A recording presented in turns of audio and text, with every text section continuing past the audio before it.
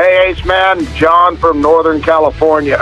I'm all with you on the tip rant of yours, but I'll tell you one blue-collar job you're forgetting about that tips are expected, and that's hunting and fishing guide. Those guys work their ass off and fight Mother Nature day in and day out, and they definitely deserve their tips because those guys work for it. So, love the show. Keep it up, Ace Man. You can leave us a message at 888-634-1744. Yeah, you tip those guys. But that's not a real job. I mean, I don't know what percentage of Americans are hunting guides, less than 30%, I'd say. I'm just talking in all things of life, okay, let me explain something. Now, I like this guy, don't get me wrong, tip your hunting guide. Almost everybody I speak to who I go, listen, you gotta have a dad and a mom, a family. They gotta focus on discipline, education, and the problem with the black community is too many dads are gone and the kids don't have that structure. And they go, I know a black kid whose dad was a junkie and was in prison and he now runs Nabisco. And I go, okay, good. But that's not going to happen very often. I don't want to focus on outlier shit, which everyone does. I want to focus on the norm, like what's causational and all that kind of stuff. And I like blue collar guys. The guys, I should have tipped the guys in the yard at Anawalt Lumber who loaded up my drywall versus the barista at the Starbucks. That's what I'm saying. Hunting guide, fishing guide's good, but that's 100 guys on the planet do that gig. All right, we got news with Mayhem over there. Got some news. Yeah, 5 people were arrested in Santa Ana for allegedly assaulting police officers who were trying to arrest a man for drinking in public. A now viral video of the incidents being reviewed as a part of a use of force investigation. Yeah, the cops are going to start shooting people again, because there is no... It's so funny. Every time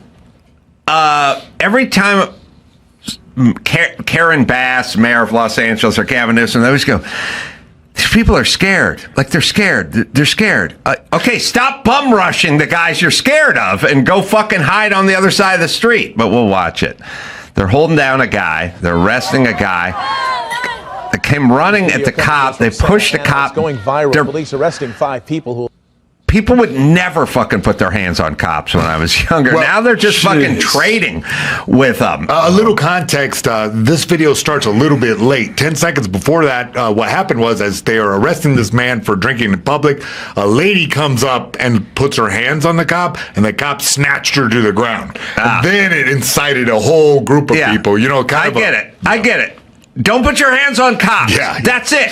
Just fucking leave them alone, you assholes. And they know you can't, and they know everyone's got a camera and no one can get shot anymore. But start fucking shooting people. Yeah, it looks like he draws down on that guy. Good. We got to shoot somebody in order to clean this up. We need a little Kent State action. Just a little, just Ohio. Yeah, full on, huh? Oh, man. Just shoot 2 people. We don't need to do 4. See, as a martial artist, I'm a little mad about the technique used in this video. This overhand swing was pretty weak, and honestly, this cop right here gasses out immediately. Yeah. There's no training in these guys. I know. They got to get in the room. At least the one guy's trying to...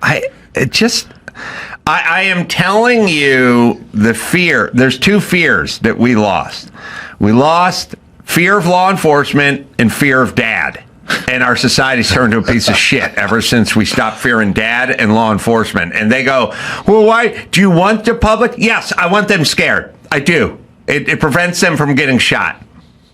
Because you may get shot when you go up and start wrestling with cops. Yeah. Also, cops have a gun on them, so they don't really like to wrestle because you can take the gun from them. So anyway, we got to shoot somebody.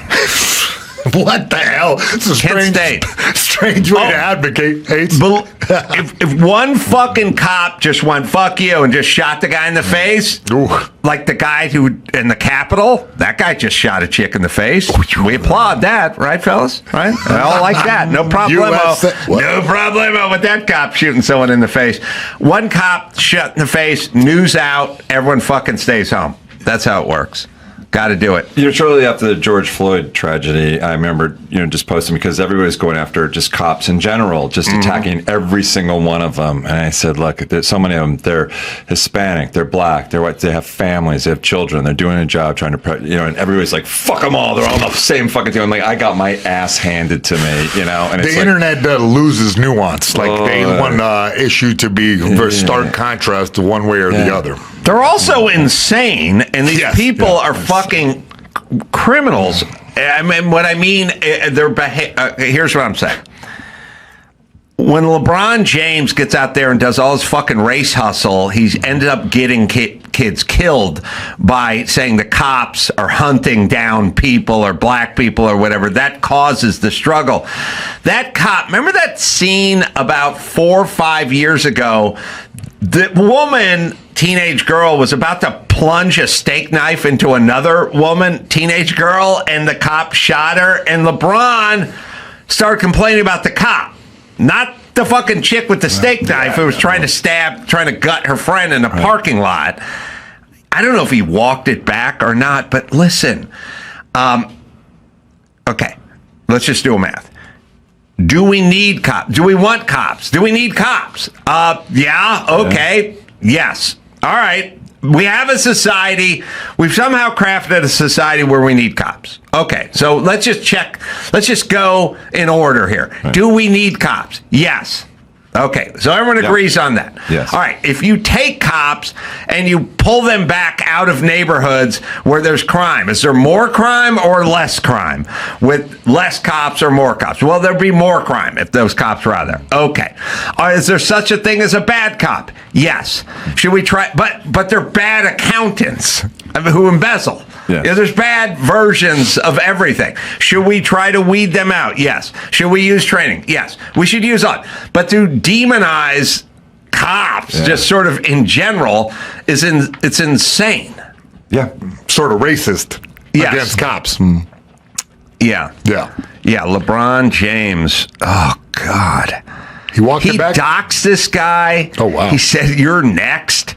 I mean, first off, cops don't get up in the morning thinking, I'd like to shoot a young female. But if that young female is in the process of gutting another young female and you've yelled stop a few times and they don't seem to be paying any attention, then yes, that's what you do. Everybody thinks that real life is like the movies. That's why you get guys watching fights and going, oh, he should have done this or should have done that. But the reality of the situation is when it's life or death, you have to make drastic decisions. Well, let's just put it to you this way. Let's just say you had a young daughter and she's about to have a steak knife plunged into her gut. Yeah. Would you be happy if the cop shot the human being who was holding the steak knife, whatever, male, female, black or white? Was it LeBron? You have a daughter? Would you be happy that the cop shot the person who was about to gut her like a trout?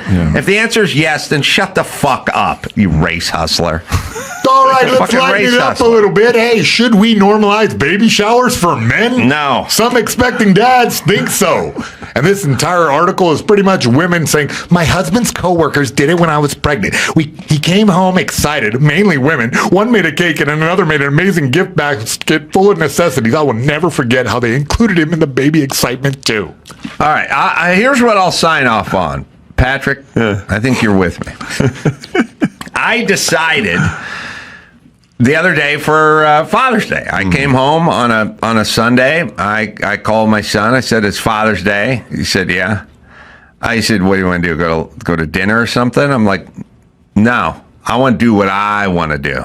And you're doing it with me. And we went to that fucking Home Depot and we spent about 2 hours walking up and down the aisles, putting shit on there. I had him like a mule dragging one of those big carts with plywood and cement sacks on it and drywall. And he's we had like a 2-cart wagon train going. And I was just standing there going, take the 1 cart, go to aisle 11, wait for me there. Then we're going to start stacking up pier blocks.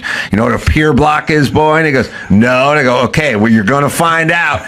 And then we walked all the way through the tool aisle, and I was like, that is a diamond blade. That's a 7 1/4 inch diamond blade. No, that's not a circular saw. It's a high point saw. It's a different type of gearing on that. That's a circular saw. That's a high point saw. And I just fucking broke it all down with them, and I said, that's what I want to do. because it's Father's Day. Yeah. I don't want to go to brunch that I end up paying for. I want to do what I want to do, and he did it. And I'll say for the baby shower, if it involves golf and tequila, then so be it. Yes. That's our day. Yes. There shouldn't be a version of what you do. You want this stuff. It should be what we want to do for that day. But if you look, and now in the, vastness of time, that is something that your son will take forever, that experience, that Father's Day experience, which is a very unique one. And I think it's going to end up being a much more important one than just all sitting down and having dinner somewhere. I agree. Yeah. He got into it. I broke it down. I was walking down aisles going, that's a joist hanger. That's a Tico clip. This is what this bit does. These are masonry bits. These are paddle bits. These are Forstner bits. These are auger bits. This a lot of kids grow up and later in life, they might have trouble. I never really knew who my father was. Your kids will always know who their dad is. Yes, I always know who it is. I told him exactly how it worked, but it was my day. That's my point. Yep.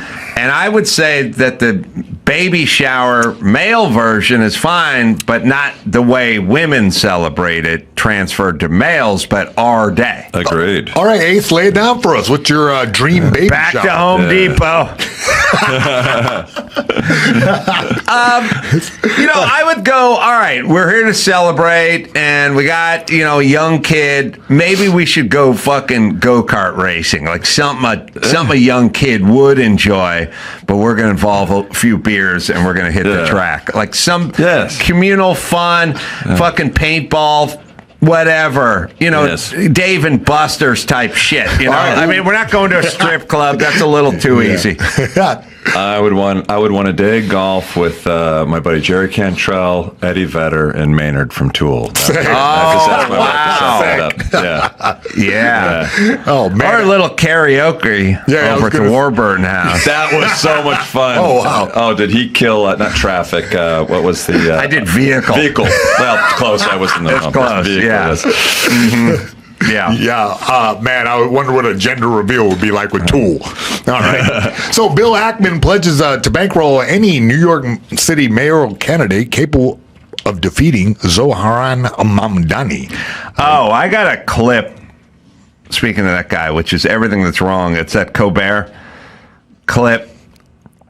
Sorry, go ahead. Yeah, no, the hedge fund billionaire Bill Ackman plans to bankroll a New York City mayoral campaign, arguing that his affluent associates are poised to flood the election with money in an effort to defeat Democratic Socialist frontrunner Zohran Mamdani. Yeah, well, look, it's all great. I mean, he's going to have free buses and free daycare and government owns grocery stores where everything's going to be cheap and everything's going to be awesome, except for none of it's ever going to fucking work. Yeah. It's up there with the homeless need to be treated with dignity. No, they need to be fucking rounded up and put somewhere and dry up. That's what they fucking need. Has anyone, look, here's what I'm saying to everyone at every time. Does anyone have a fucking dumb friend they went to high school with, or a ne'er-do-well brother-in-law or something like that? Like the 757th time the guy corners you at a party and goes, hey, Patrick, I'm looking for just a little bit of seed money to get an idea off the ground. It's like, how many fucking times do I have to lend you money for you never to pay it back before I start going, maybe this shit ain't going to work? Like your version, this socialist utopia, how many times do we have to try this shit? How many times is somebody going to make a promise of free this and free that and government owned and low cost and all that? In a vacuum of it, it never works. I need examples where it works. It never works. But we're so into the notion of, listen to Colbert's audience, but I'll tell you, it's everything's wrong, because what Colbert does, who's a douche, by the way, Colbert just goes, he just lays the person's, first off, I don't care if they're gay or lesbian or black or white or the first this or the first that. I want competent fucking people running big cities. Okay, but listen to Colbert. Listen to his audience. Let's listen. And yesterday, in a stunning upset, Democratic Socialist Zoran Mamdani won the Democratic mayoral primary. His audience loves it because they're fucking retards.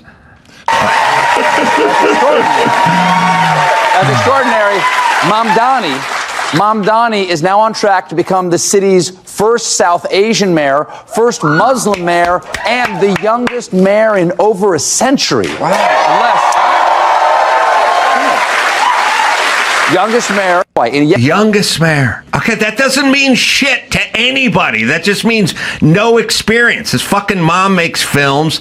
He's a fucking trust fund baby. He's never had a real job, and he has no fucking real experience. I want an old dude who ran businesses. Yeah. He's the youngest. He's the youngest commercial airline pilot in the sky. He's a 14-year-old doogie. I don't want to get on that plane. I want fucking grizzled Vietnam vet who's pissed he can't smoke in the cockpit. That guy. Yes. He's the youngest, okay? He's Muslim. Oh, they never fuck anything up. Those people's always right on the mark. Every country that's Muslim, majority Muslim, run perfectly. Perfectly. You need Muslim. You need lack of experience. What else is he? He's a socialist. Okay, this is going to be awesome because that's what you need. You need no experience meets Muslim meets socialist. That always works out. Allah Akbar, It's comrade. perfect. Yeah. Okay, good. And all the fucking retarded people are going nuts. One more time. Play it through. Just listen to these people's reaction. Yesterday, in a stunning upset, Democratic Socialist Zoran Mamdani won the Democratic mayoral primary. That's extraordinary. That's extraordinary. Mamdani is now on track to become the city's first South Asian mayor, first Muslim mayor, and the youngest mayor in over a century. Wow. Yeah. It's EBT night at Maybe CBS. they could be potentially sweetening the sound and holding up the applause signs. Maybe. Yeah, I don't know. definitely. They do the that. warm-up guy. Okay, New York, have fun with the Muslim guy with no experience who's a socialist. It's all going to work out perfectly. And then what happens is folks that have businesses and make money just fucking leave, and then you guys are going to cry that you don't have any tax base and what's going on, and everyone's going to have a fucking laugh. And I've told you guys, Dr. Drew said to me all the time, because he's a wise man, but he's wise enough to know I'm wiser. And so he comes to me, hat in hand, at the hem of my garment. Ooh. Yeah. Yes. And I'm wearing board shorts, so he's right in there. Sexy. No, Yeah. that's not right. So he kneels at the hem of my garment with his hat in his hand. Okay. Don't tell me you started washing your feet. Not yet. That's next. And he says to me, "Oh, wise one, what's next? What's next in this country? Where are we going as a society? Tell me, Soothsayer, speaker of truth, wise one, because you're omnipotent." And he knows because he sat next to me for 30 years and he's watched everything I predict come to fruition. So he kneels at my hem and he puts his hat in his hand. Yes. And he asks, please share wisdom. Share your wisdom with me. You know what I say? Safe spaces and octagons. We're dividing up. All the fucking smart people who make money and like to work are going to move to Florida, and all the fucking people who think they're getting free shit from government-run stores are going to stay behind, and there's going to be a chasm. Half the people are going to the fucking octagon to kick some ass. Other half going to find a fucking safe space to cry in. And the safe spaces are going to have to turn to the octagons soon and go, we need help. Because we don't have any tax base, we don't have any fucking money, and our whole fucking shit's falling apart. That's what's going to happen. And that's where we're heading. And we're just going to have a group of Texas and Floridas and Tennessees, and everyone's just going to go there, and all the fucking smart people and all the job creators and all. California used to have 13 car manufacturers in it. They're all gone. Elon Musk's the last to fucking move out. They're all going to just move out, and they'll go somewhere else. We used to make shows and movies here. Right. They're all moving out. Moving out of the safe space, going to the fucking octagon where they can be free, and then they'll get taxed to death. And if this guy gets into New York, that's it. And New York is like, we can't afford all the fucking financial industry and all these fucking heavy hitters who are paying for the free bus rides and the free child care and the government run store. If they all move, we don't have anything except for people riding the bus for free. Safe spaces and octagons. Mark my words.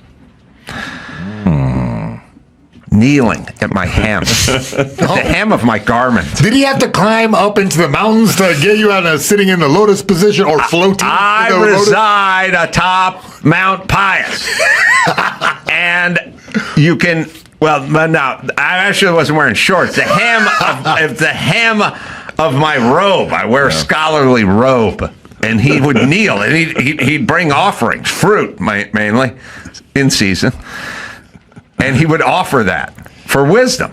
And I would share wisdom, and then I would tell him to go back down the mountain and share my wisdom with the villagers. That would be you, the people in the valley. Okay? And he would come up and make another fruit offering, and I would share more wisdom as he kneeled at my hem. This is a fascinating You know where his story. hat was? Yes, down, right. In his hand. In his hand, yeah. That's right. Go ahead. It wasn't a leather baseball hat. I'll tell you that right now.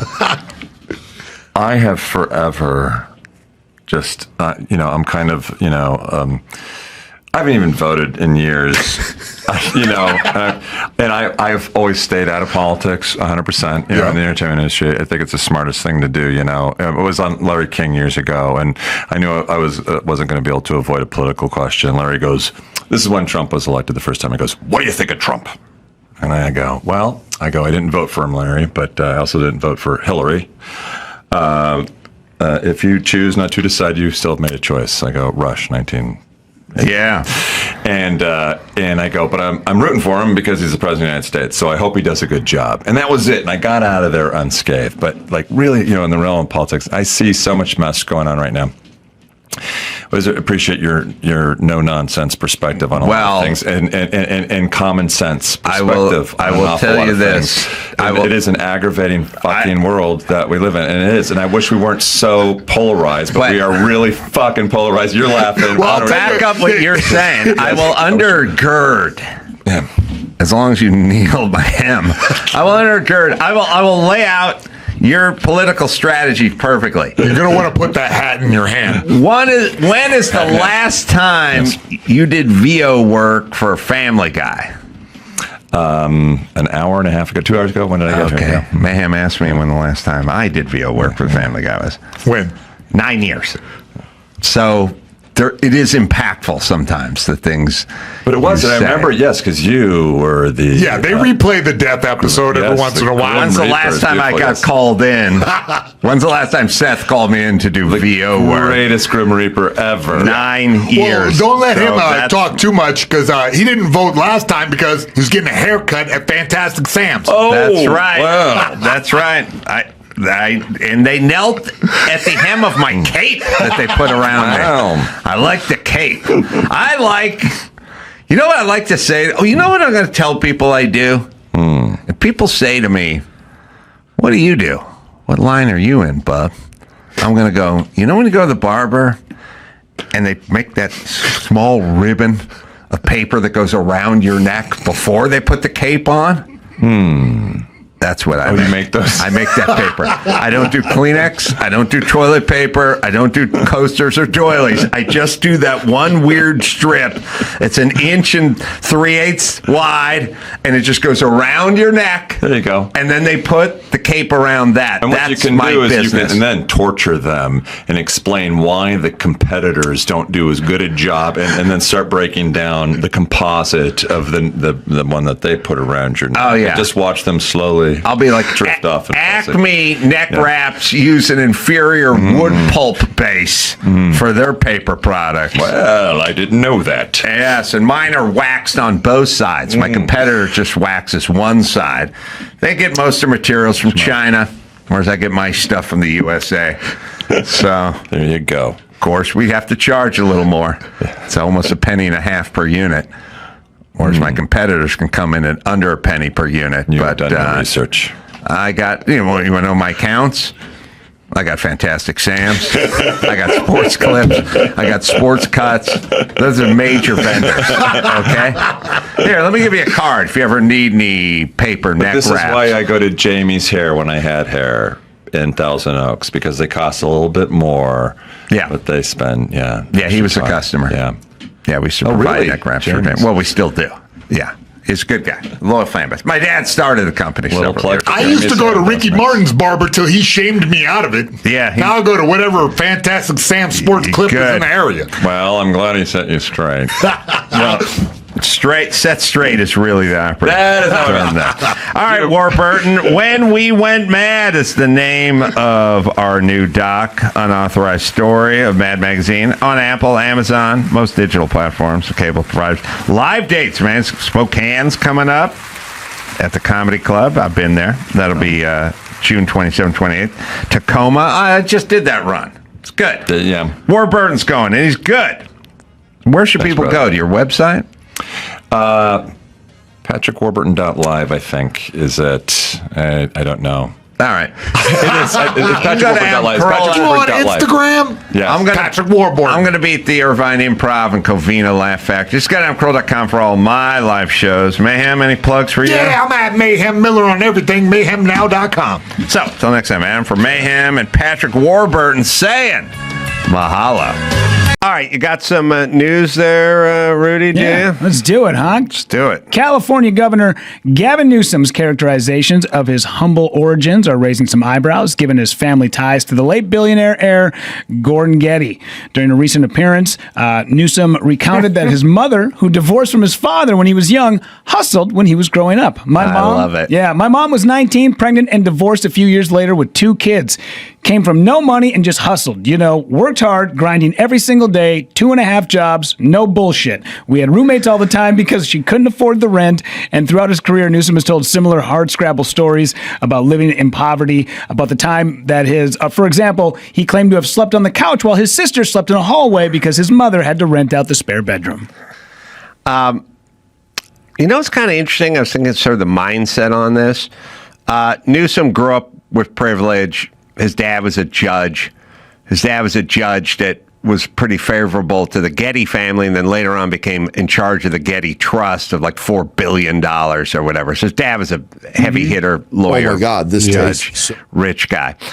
And that's where he came from, Bay Area. Look, there's certain indicators, and people should just know the indicators. Like, if you open a winery at 25, you probably have some money, some family, some backing, or what have you. But I was kind of trying to picture the psychodynamic of it, and we'll hear him. Let's listen to him, and then I'll tell you what I think.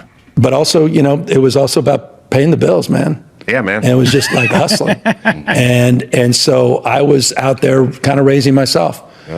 Turning on the TV. Started, just getting obsessed, sitting there with the Wonder Bread and 5 stacks of, it's like the White Stack 5 story.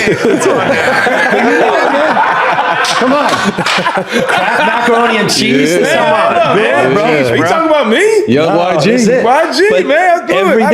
Every day in the backyard, just bouncing the basketball, throwing the ball against the wall until the ball is just like fraying, man. And your arms yourself. Fall. Come on, man. The whole thing. All right. And then, so you know what I realized? Obviously, he grew up with privilege. Sure. And is Nancy Pelosi and the whole thing. And okay, fine. Dad. Okay. You can do a bullshit thing where your parents got divorced, but if your dad is handling the Getty Trust for $4 billion, you're fine. Doing okay. Okay. Now, here's what I realized, though, as I was trying to really think about it. He claims he was this. Like, he grew up this way. He grew up this way. I don't know what We'll play a clip of him. Here's him talking to me about growing up with a single mom. Let's put it to you this way. You want to talk some more? Everyone wants to talk about an even playing field. I tell people there's no such thing as an even playing field. Some people grow up with rich people. Some people grow up, their dads own factories they can work at. Some people grow up poor. I grew up poor. I don't know where you grew up, somewhere in between. Mama worked 2 jobs, and we have a foster family. And some people, So everyone grew up somewhere different. Sometimes your ethnicity holds you back. And by the way, in a divorced household where my mother stepped up and stepped in, and just because my dad wasn't there didn't mean I had no damn chance. There were other factors. Well, he was there for a while.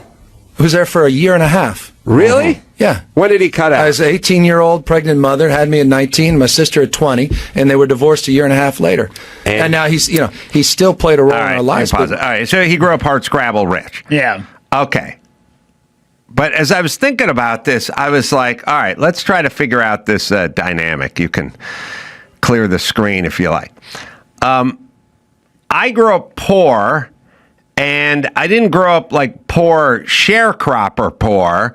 I grew up about as poor as you could be in the 70s in Los Angeles, which is not Kansas in the 20s. Mm-hmm. That was a different kind of poor. That's Dust Bowl. Yeah, waiting long lines wearing dress shoes. Yeah. Poor with dress shoes. Yeah. Now we have poor with Air Jordans. Yeah. And that's a different kind of poor.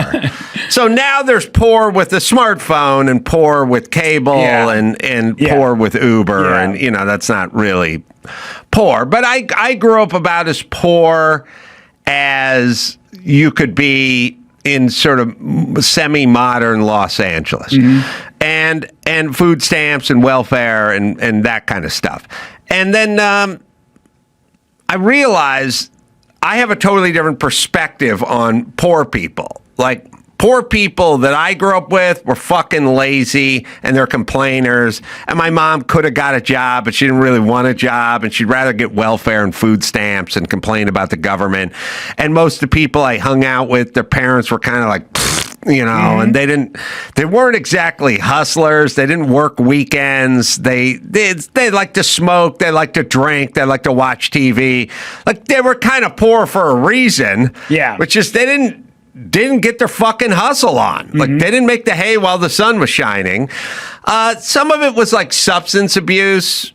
Some of it was just kind of a basic low IQ, kind of dullard, kind of stupid, Part of it was like them kind of trying to game the system a lot, kind of get their hustle on a little bit, like, I don't mean hustle like hustle movement. I mean like bullshit hustle. Like we would, if there was free spaghetti night at the church, we'd go down there. We didn't have any business getting free spaghetti at the church.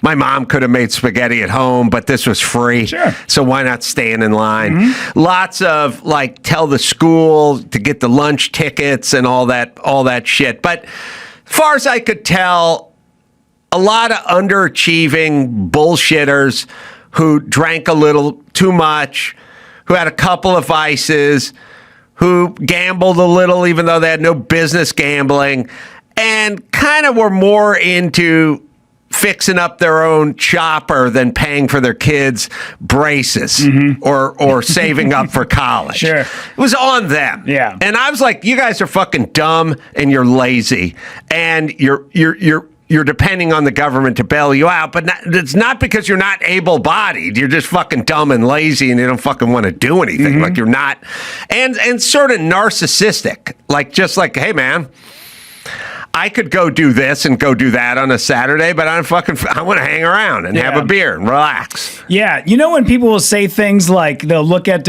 maybe somebody who is 50 years old will see another person who's 50 years old and they'll go, oh my God, do I look that old? And you're like, no, you look older than that. Right. I would love for people to hear people talk about the race to the bottom. I grew up hard scrabble. I grew up with this. I grew up with that. And then afterwards play them the tape and go, by the way, you sound like that, but way more whiny. Yeah. Wouldn't they just go, oh shit, I sound like an asshole? So the thing about Newsom is I was trying to break it down in my head when he was lying about his hard scrabble. He did not grow up that way. So he doesn't he may have a sympathy for these people because he doesn't know them. Sure. And so the people that don't know these people are constantly like, these are hardworking, proud people who are just looking for a hand up, not a hand. No, they're fucking lazy people who want the government to fucking pay them and then complain nonstop about rich people not paying their taxes when they don't pay jack shit for taxes or do anything for anybody. Yeah. I know them. They're not proud. They're fucking dumb. They're dumb and they're basically lazy and they do a lot of pushing off on the government and the people, like sort of blaming the old man or the lady or the whatever. They do a lot of externalizing. They're fucking lazy and they're not very motivated and they don't have much ingenuity at all. They're just like, fuck, you know, they're not here to do anything but take care of themselves, and that's how they roll. And then their kids, because they're not being taken care of, essentially just drift off early, and they drop out of high school, and they smoke early, and they drink early, and they get shitty jobs, and they follow the trajectory because there was no guardrails, there's no college savings, there's no tutelage, there's no guidance, there's this. As a matter of fact, the kids are like a liability, and they want those kids to get the fuck out of the house so they don't have to deal with somebody who wants food. And, you know, they don't want mac and cheese all the time, you know? So I got a front row seat to these people, and there's nothing proud about them at all. And it's not just me. My friends' parents were like, I was just saying how my friend, I was saying yesterday, my best friend, Chris' dad, I mean, we live in an apartment together. His dad had to come stay with us for a month before he checked himself into prison. You know, and he was like 48. You know what I mean? Like, these are fuck up losers. Not proud anything. Yeah. They're fucking grifters who'll take as much free shit as they can get their fucking hands on. There's nothing sadder than seeing the mom and dad with the goddamn sign at the end of the exit ramp, and they got two little kids with them. And every time I'm like, you are showing those kids the worst possible. You never want to end up like this. And why are you showing them that this is an example of how you get by? Yes. It's awful. So, but I realize Newsom never saw that because he's lying. He's lying about this, like Kamala Harris has to lie about working at McDonald's. Lie about hard scrabble because that's their constituency. And in their world, somehow, in order to do something for black people, you have to talk black or keep hot sauce in your purse or some sort of bullshit. Hey, man, I lived on mac and cheese, man. I played basketball, man. I love Fat Albert. Man, I love that cartoon, Fat Albert. Ooh. Yeah. So he's full of shit. He doesn't know it, and he thinks these people need it. I lived it. I saw it. They don't need it. Like, he sent out I think it's one of your stories about Snap getting cut off or whatever. Yep. He sent out a tweet last night, Newsom did, about 40 million people going to be not denied access to food, but I love the denied access. Yeah. Denied access to food. So do you get yourself an In-N-Out burger, someone's going to slap it out of your hands from the government? There's that word literally again. Yes. Literally. Yeah, so it says Donald Trump is literally dancing in Asia while 40 million people lose access to food. You don't lose access to food. You lose access to me buying you food. Yeah. You can go get your own food. Hey, Dawson, you're eating right now. Yep. Did I buy you that food? Well, yeah. Oh, yeah, all right. You work here. Did I remove access for you to get that food? Nope. No, you bought that food with your money.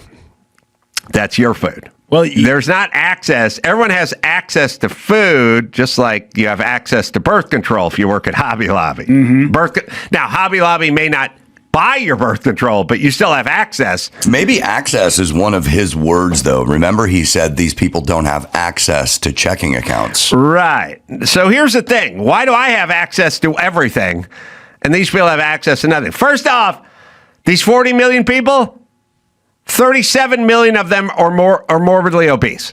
They're all fat. Yeah. These people have access to fat reserves that are going to keep them going for at least 5 days. Oh, God. At least. A fucking 48-hour fast would be the best thing that ever happened to these lazy fat asses.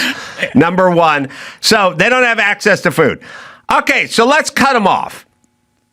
Do they wither and die on the vine? I'll bet they find a way to eat. Yeah. That's me. I'm optimistic that way. Yeah. But I wrote they should explore the possibility of getting their own food. I know it sounds crazy. And I know, see, Democrats, and especially Newsom, looks at himself as a zookeeper, and they're the animals, and he's in charge of slopping the animals, and they will perish if he doesn't slop them. What he doesn't understand is they can go out and hunt and get their own food, and he's not the zookeeper, and they're not in cages. They have free will. Yeah. Every time somebody talks about universal health care and they go, it's the right, that's why we'll never get universal health care. I saw a woman the other day drinking a Nestle's chocolate milk, like the half gallon of it, drinking it at a bus stop while simultaneously smoking a cigarette while being 85 pounds overweight. And I thought, maybe that's the reason right there. Like, we can't take care of ourselves. Maybe Cannot that's it. judge. So 40 million people are not going to have access to food. I've never, again, I've been poor. You find food. Yeah. Like I found it at my friend's house a lot of times. You figure it out. Just like if you're homeless, you find a place to live unless you're a junkie, in which case you don't. Do we have Josh Gardner? We can work it out, by the way. I haven't heard the song in a while. I like it, but it kind of reminds me of AOC talking about what the Indians do. We can make it work. We can make it happen. Every man, woman, and child throughout the land. Gotta do our part. Gotta love our brother, man. We all got to get together, lend a helping hand. Blacks are good at sports, Jews at making money, and Greek folks used to be good at a lot of things. Swedish chicks are hot, French folks are saucy, and Puerto Ricans boogie to that crazy beat. Albanians love sheep, Hispanics love relaxing, and Irish people value good times over family. All right, we got it. They value good times over family. Great line, man. Great line. Yeah. One of the things talking about, people. All right, wait. Let's hear AOC again because that reminds me we can work it out. Yeah. So basically, the Indians boogie to their own crazy beat. So funny. Is essentially what goes on. She's great.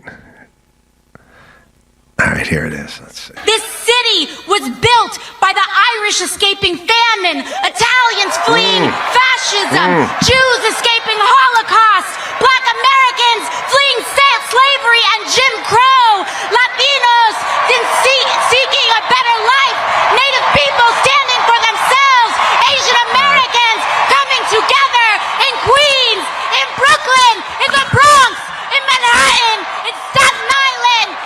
Jesus Christ. Fucking just talk. Just go do something. Would you fucking build something? All right. It's weird, but it's attractive. Yeah. It's people like the process. Yeah. Yeah, because you look at everybody behind her just nodding their heads the whole time. Oh, yeah. Yeah. Yeah, they hate that. It's part of the reason also it's two parts. A, they love process. They love to talk about stuff, but they get really shamed and agitated if you just start building shit without them. So it's like anyone is, so the ballroom fucks them up. They don't like Trump in his ballroom. And they're so agitated because if you really think about it, what's the ballroom? I don't know. It's a ballroom that they need because they used to do shit in a tent with wet grass, and then Trump's donors are going to pay for it. Yeah. So your thing as a Democrat should be, I don't know, knock yourself out. Sure. Also, I don't know what Trump is. Is Trump 79? Like, he's going to turn 80? He's going to be out of there at 83? Mm-hmm. How much ballroom use is that guy going to really get? You know, I mean, I don't know. You can look it up, but the ballroom is going to take 2 years to finish. Yeah. And he's 80. So how much of this is going to be used by him? Yeah. I would say future generations will probably be able to use the ballroom more than him. But you should be neither here nor there on the ballroom, but they get agitated. And I've definitely experienced this with roommates where you go like, why don't we clean up? You know, and they go, I'm not going to, you go, fine, I'll start. And you start cleaning around them and they get pissy. Oh, yeah. They get really shitty. Yeah. Like when the room was finished in the basement. Yeah. Because it shames them. Yeah, it shames them. Absolutely. Yeah. And it's the ultimate troll to add something onto the White House that's going to stand the test of time. And it's going to be a giant reminder, a big, F you to everybody who hated that guy. Did you see the video he posted the other day of him flying the fighter jet, dropping shit all over the No Kings protesters? Yeah. Like, the guy they should teach a class on how to troll people, and they would just be all of the stuff that he posts. I think they will. 2000, hold on. Experts interviewed with New York Times described a proposed timetable for the completion of 2029 is optimistic. So not 2 years, then like 4 years is optimistic. Trump's going to be out of office and well into his 80s, so I don't know how much boogieing to that crazy beat he's going to be doing in that ballroom. Yeah. They'll just be for other people. Yeah. Let's move on. Laugh Factory Chicago manager arrested for allegedly interfering with ICE. A manager at the Laugh Factory Chicago was arrested by mass federal agents, and the wild encounter with law enforcement was caught on video. Night manager Nathan You ever Griffin, been there? I have been there. I've met Nate real quick in passing. I don't know him very well. I mean, seriously, we shook hands real quick. I don't really know him, and he meets a million people a day. But yeah, I saw this the other day. Is that in downtown Chicago? Maybe it was downtown. They do talk about how this was definitely in Chicago. It happened in front of his mother, who was in town visiting, but doesn't give an exact. You know what? Actually, it said it was outside of the club. That was the first report that I had seen. It's not in this from TMZ. Nate white guy or Nate Hispanic guy? Nate white guy. Oh, okay. Beard. Yeah. Okay, so they're doing battle with ICE? Yeah. There's no such thing as anything happening without women screaming what's going on.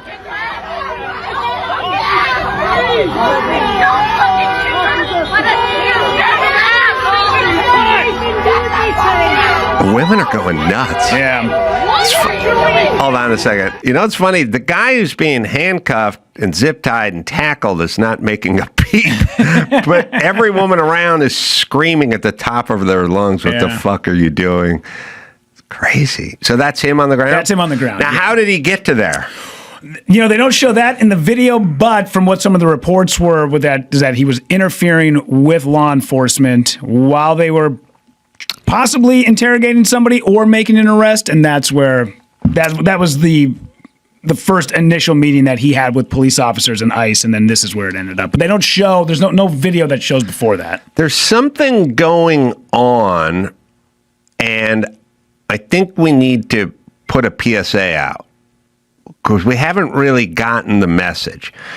If you fuck around with cops or ICE or uniform, whatever, they just take you down. Yeah. But for some reason, we have a lot of bravado. It's sort of like every once in a while you see a blonde chick slap a black dude, and it's like, he's going to counter that with a stiff right cross. Like, I know you think nothing's going to happen because you're a girl and he's a guy and he's not going to, and we're in public.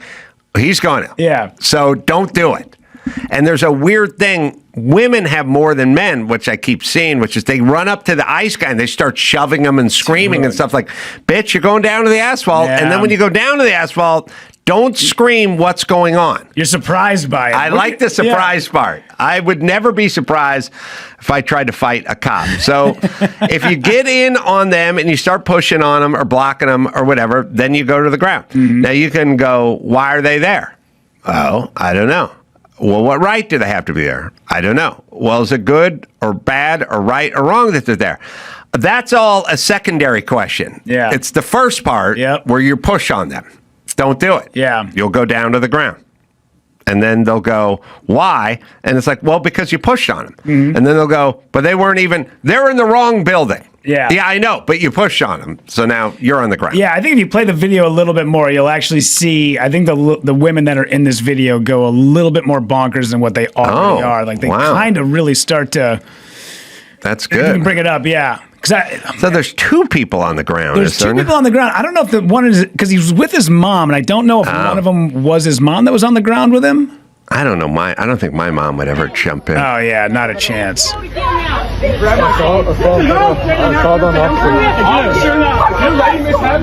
just as much a fuck. Everybody is quiet. We have to go to get. Why are you doing this?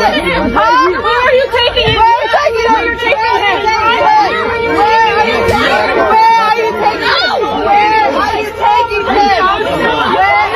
Where are we taking him? He's going to Honduras to open a comedy club. He's going to open for Jose Feliciano in Honduras. Where are you taking him? He'll be fine. Yeah. In a post that came up by Nathan's brother-in-law, they put out a GoFundMe for legal fees. Hold on. I would like to hear the chick scream a little more. Oh. Or just a little more. That's okay. I love women screaming.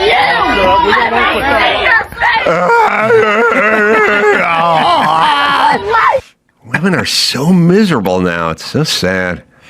That's all our fault. Yeah, in a GoFundMe that was posted by his brother-in-law for legal fees, it turns out that after 4 hours after being detained, he did pop up in FBI custody. Where he's at now, it doesn't say. He's at the Zanies in Guadalajara.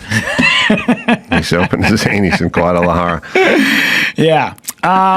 Should we go on to Zohan Mamdani's? Yeah. Dude, so this. I love this guy. Oh, my God. This guy. I love him. So Zoran Mamdani's dad claims that Nazis took direct cues from the United States. Mamdani, 34, has often credited his father. To people? Why? Why do people listen to their dads? I thought the whole point, it's like, you think I'd do anything that Jim Carolla did or told me to do? I'm like, I'd do the opposite of what that guy said to do. I've always said, I figured it out early on. If I just do exactly opposite of the people in my life while growing up, I'll be successful. And so far, things are working out. I did the same thing. I was like, if I just do the opposite of what Rudy's dad would do, I'll be a success. But I have a West Coast version of that, which is Jim Carolla, and I'm going to just do the opposite of what he would do. He wasn't even a bad guy, but he wasn't successful at all. So I was like, I'll just do the opposite. But this is Zoran's dad. What about his aunt, though, who was forced not to ride the subways? That was my favorite story. So this is where he said that his aunt we'll listen to the dad for a second. I love it. He's a good guy. America is the genesis of what we call settler colonialism. And the American model was exported all around the world. Abraham Lincoln generalized the solution of reservations. They herded American Indians into separate territories. For the Nazis, this was the inspiration. Hitler realized two things. One, that genocide was doable. All right. Pause it. I don't want to sound like a broken record, but what are you doing here if it's so bad? If everything's so bad all the time and your native Uganda is a miracle wonderland where it's Xanadu, where people and unicorns frolic, then just fucking go there. Just go there then. I really, not for me, for you. It's so much better. It's so much better. Just go there. Yeah.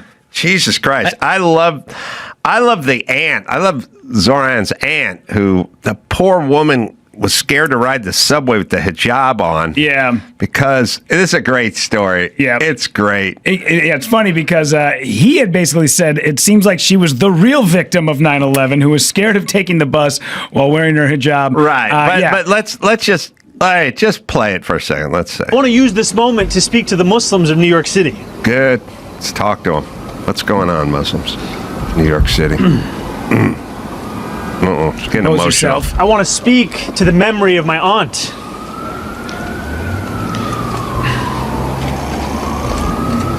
Who stopped taking the subway after September 11th because she did not feel safe in her hijab. Okay, let me just say this. we do this thing. It's like, by the way, his aunt didn't live in New York, didn't wear a hijab, and wasn't here during that time period. Yeah, you want to feel unsafe? Wear a Blue Jays hat down to the Dodger Stadium today. That's a feeling of unsafe. She was in Tanzania or something, I think. I can't read it from here. But she wasn't in the country. She wasn't on the subway. She didn't have a job. But other than that, it's a perfectly accurate story. Just like Kamala Harris is, working at McDonald's, and Gavin growing up hard scrabble. It's a great parable, except for it never happened. Yeah. But here's the thing. After 9/11, there was a lot of like, hey, there's a thing where some guy driving a Ram truck yelled at a guy at a 7-Eleven because he was wearing a turban. It's like, did he put his hands on him? No. It's really not that bad, considering 3,000 people are dead and, the towers are gone. Sure. Like that's, I feel like as a nation, I don't know what you're expecting, but I don't know that the Middle East folks would have done much better. And here's all I'm saying. If I was just like living in Iraq and they had a financial center with 2 big skyscrapers and the Rams team plane flew into it and took them both down. And then I was like, why can't I wear my Rams hat on the subway the next day? Yeah. Someone would go, because you shouldn't. Yeah. And I go, why not? I wasn't flying that plane. I can't wear my Rams hat. No, I just for a couple months. Yeah. This is bullshit, man. By the way, I would be torn apart limb from limb if I put my Rams hat on and went down to the subway in Tehran the next morning. So this thing, now obviously this never happened, so he's just a fucking liar. More victim shit, more sympathy shit. I get it. That's how you run. You run on pretending you're poor and pretending you're a victim. Zoran has to pretend he's poor and he's a victim at the same time. He's rich and he's not a victim, and your aunt didn't even fucking live here. But keep lying. And by the way, the people that vote for this guy, you should have thoughts about continuous lying. Yeah, they're okay with it when he lies. But when Trump lies, when anybody else on the right lies, now they're the worst people. I can't believe that people vote for these people. Put them into power. Also, there's a weird thing. I don't mind the lie that said you won the golf championship at the club. Yeah. Or you're all Central Valley or something in high school or something. I don't like it. I don't mind it for some reason. The victim lie bothers me more. And I don't know why, but my aunt couldn't wear the hijab. Also, first off, you can take a cab for 3 months. Sure. You don't have to ride the subway. Also, nobody did anything to your aunt. Oh, by the way, your aunt didn't ride the subway. But if she did, no one would have put hands on her. Yes, maybe she got a look. Okay, I'd say it's a small price to pay. Yeah. I had a guy this weekend tell me that at the age of 17 went on tour playing for Earth, Wind, and Fire, and then was also a colonel in the Army. I'm like, wow, they give you enough time from Earth, Wind, and Fire to go work your way up the ranks of the U.S. military. And he was like, yep, totally happened. I was like, you do realize, dude, it's a easy Google search to find out. I know. But I don't even care. Who cares? I know it's bullshit, but it's a fun lie. They found Zoran's aunt, his only aunt, was living in Tanzania and not wearing a hijab in 10 minutes and then put it up. I don't know why. But again, I don't know. You said you worked at McDonald's. It's discernible. Yeah. Not bothersome that you didn't. No. All right. We will take a little break. Eric Trump is going to join us. Rudy, you got dates. La Jolla Comedy Store coming up. Yeah. November 7th to the 9th. And then Heavy Rotation Brewing in Minnesota or Minneapolis. Yeah, Minneapolis. Yeah, it'll be a good one. That's a Black Friday. So right after Thanksgiving. Yeah, get it on. Got to get it on. No choice. They're going to mandate you get it on. Welcome, Dean Cain, into the studio. Always good to see you, my friend. Absolute pleasure.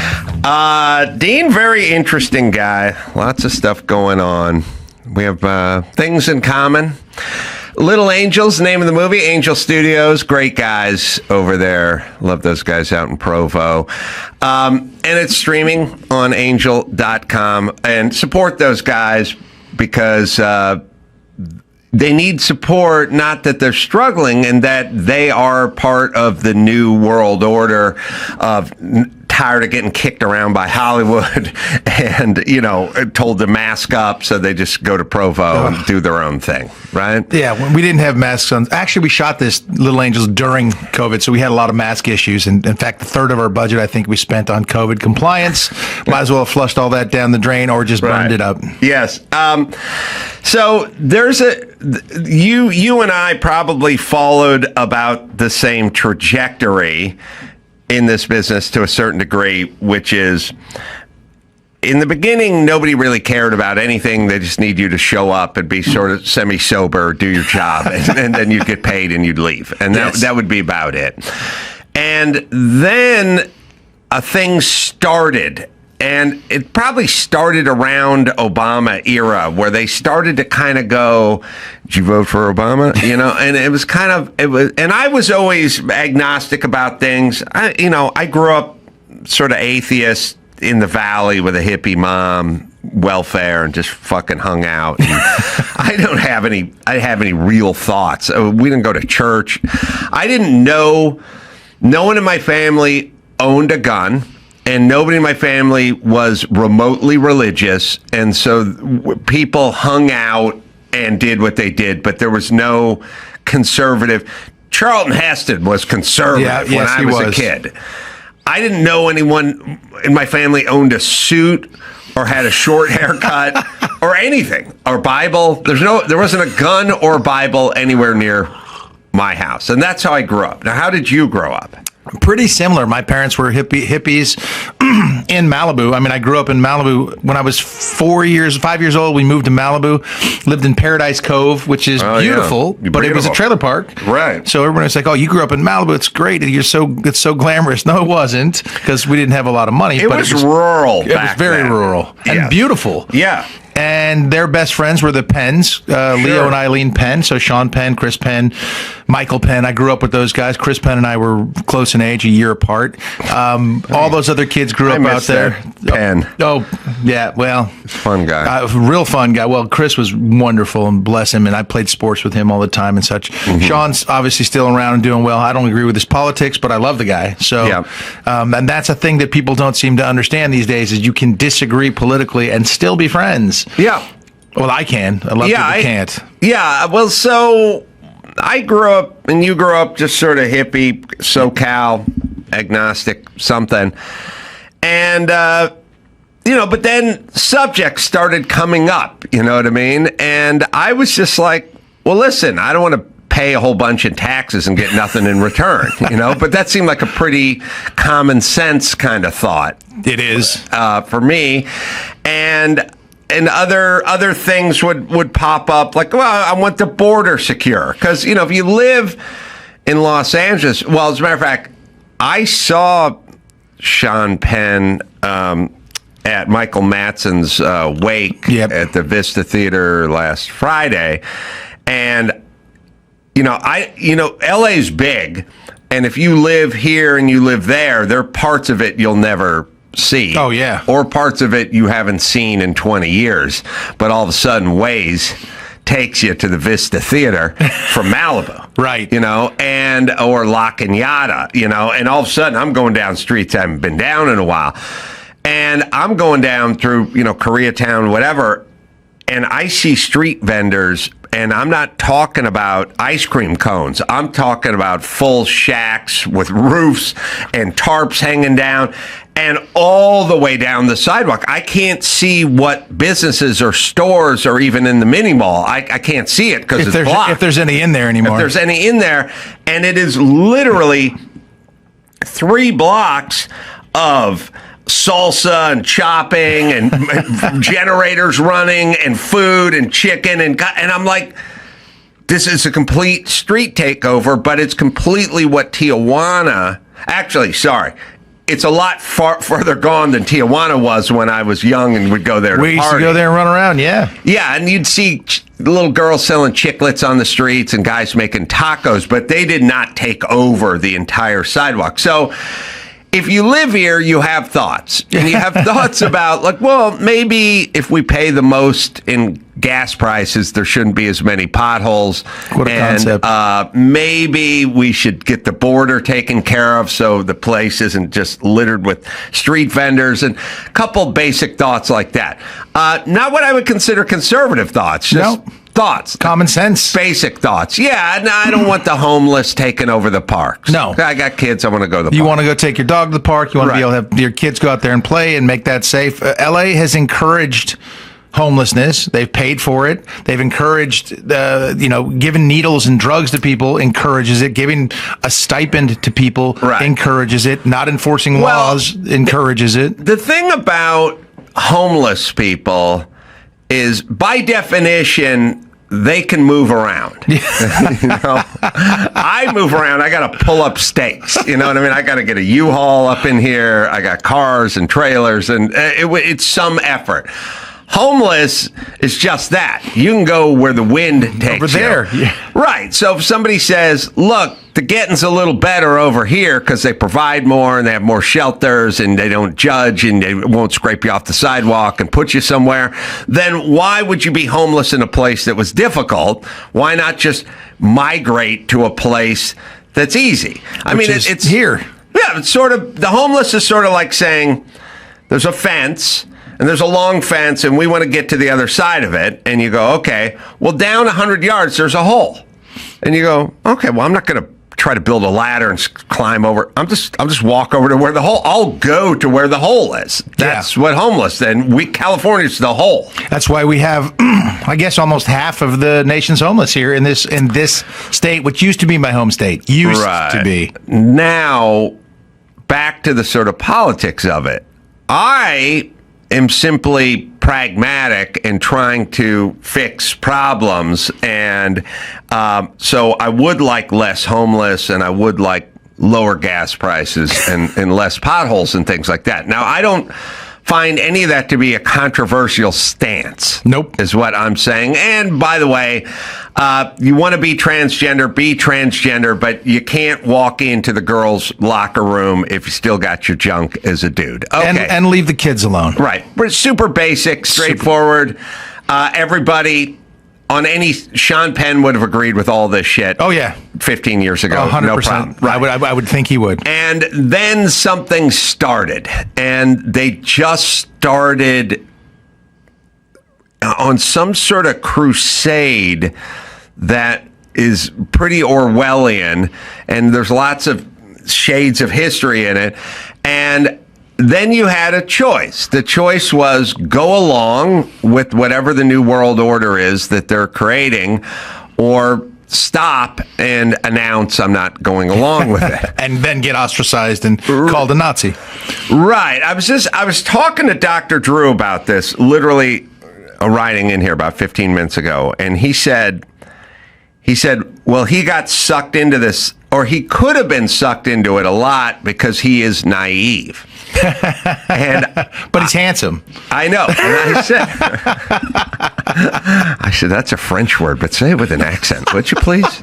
He speaks fluent French. Does he? Oh, yeah. Of course he does. Of course he does. Of course he does. Given. So he said, I'm naive. And I said, I'm naive too, Drew. And I am naive in that I don't lie, so I don't assume other people lie. So when people go, I can't come into work because I rolled my ankle, I just go, he rolled his ankle. But he's probably fishing. But okay. But I'm naive, you know. And by the way, it shouldn't be a pejorative, naive. No. It just means you believe people for what they say and what they say they're going to do. And that's who I am. Trusting and, yes, in a heartbeat.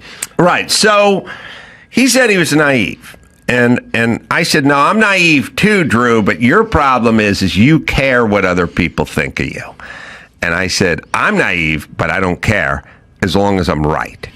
And he said, you're right. I did care a little too much about what other people think of me. And I thought, well, if you care what other people think of you, and that's all Hollywood is, one big care what other people think of you hamper, and we're all in it, then yes, you're going to be easily manipulated. Absolutely, 100%. I am naive in that I don't care. I refused. My dad is a director. He has told me along the way, even as an actor, don't talk about yourself. Don't tell your own personal stories. Keep your political opinions quiet. And I didn't listen to any of it. I couldn't, because at a certain point in time, I felt like I have to say something. How much of this is I loved football? I know you love football. I played a ton of football. I know you played a ton of football.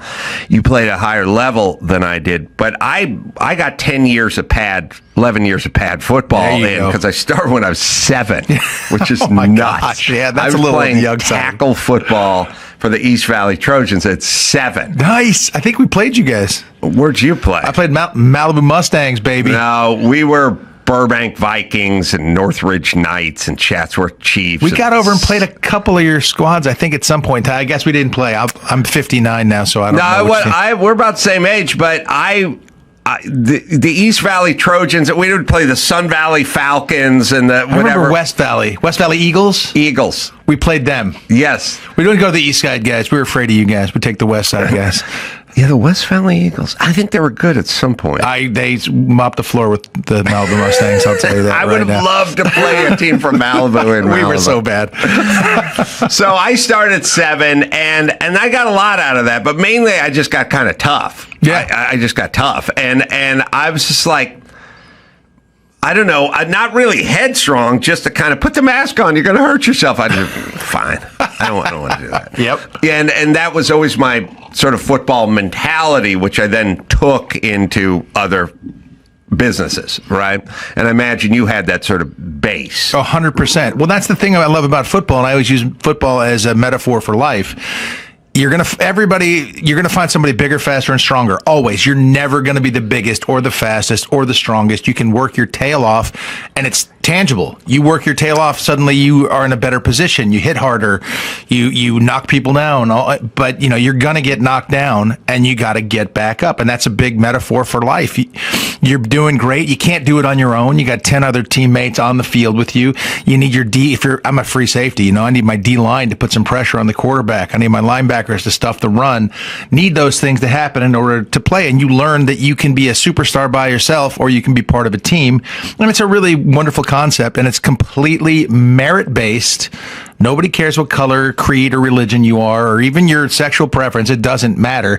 Can you do the job? And that's what I love about it, because that's the way I've lived my life. If you're good at something, let's go. I agree. Meritocracy.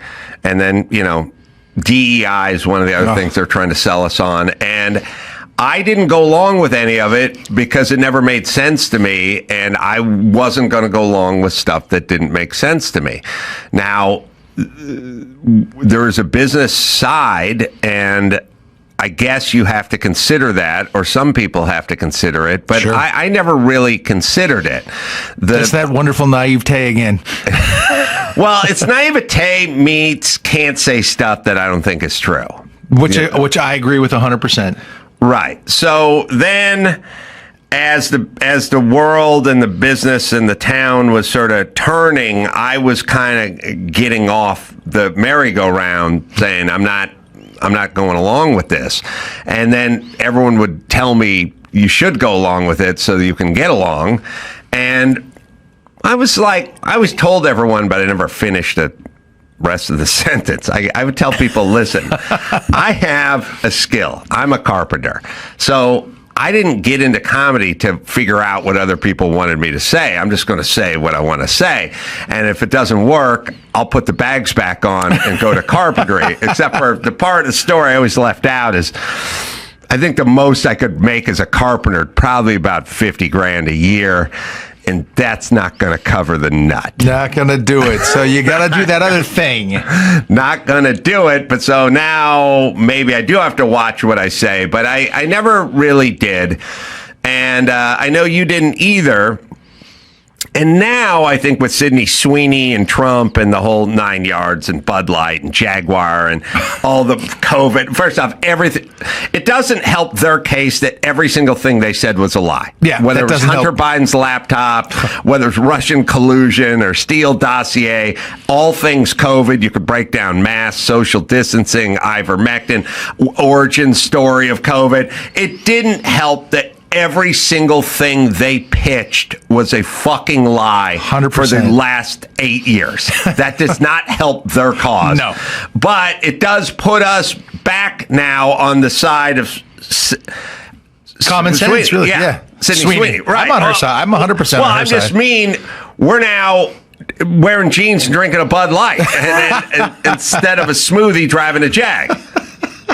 Right? Yes. So something came around, which is good. Now, for me, I never was on a side. I was only on the side of what makes sense and what's truthful and what's pragmatic. Same deal.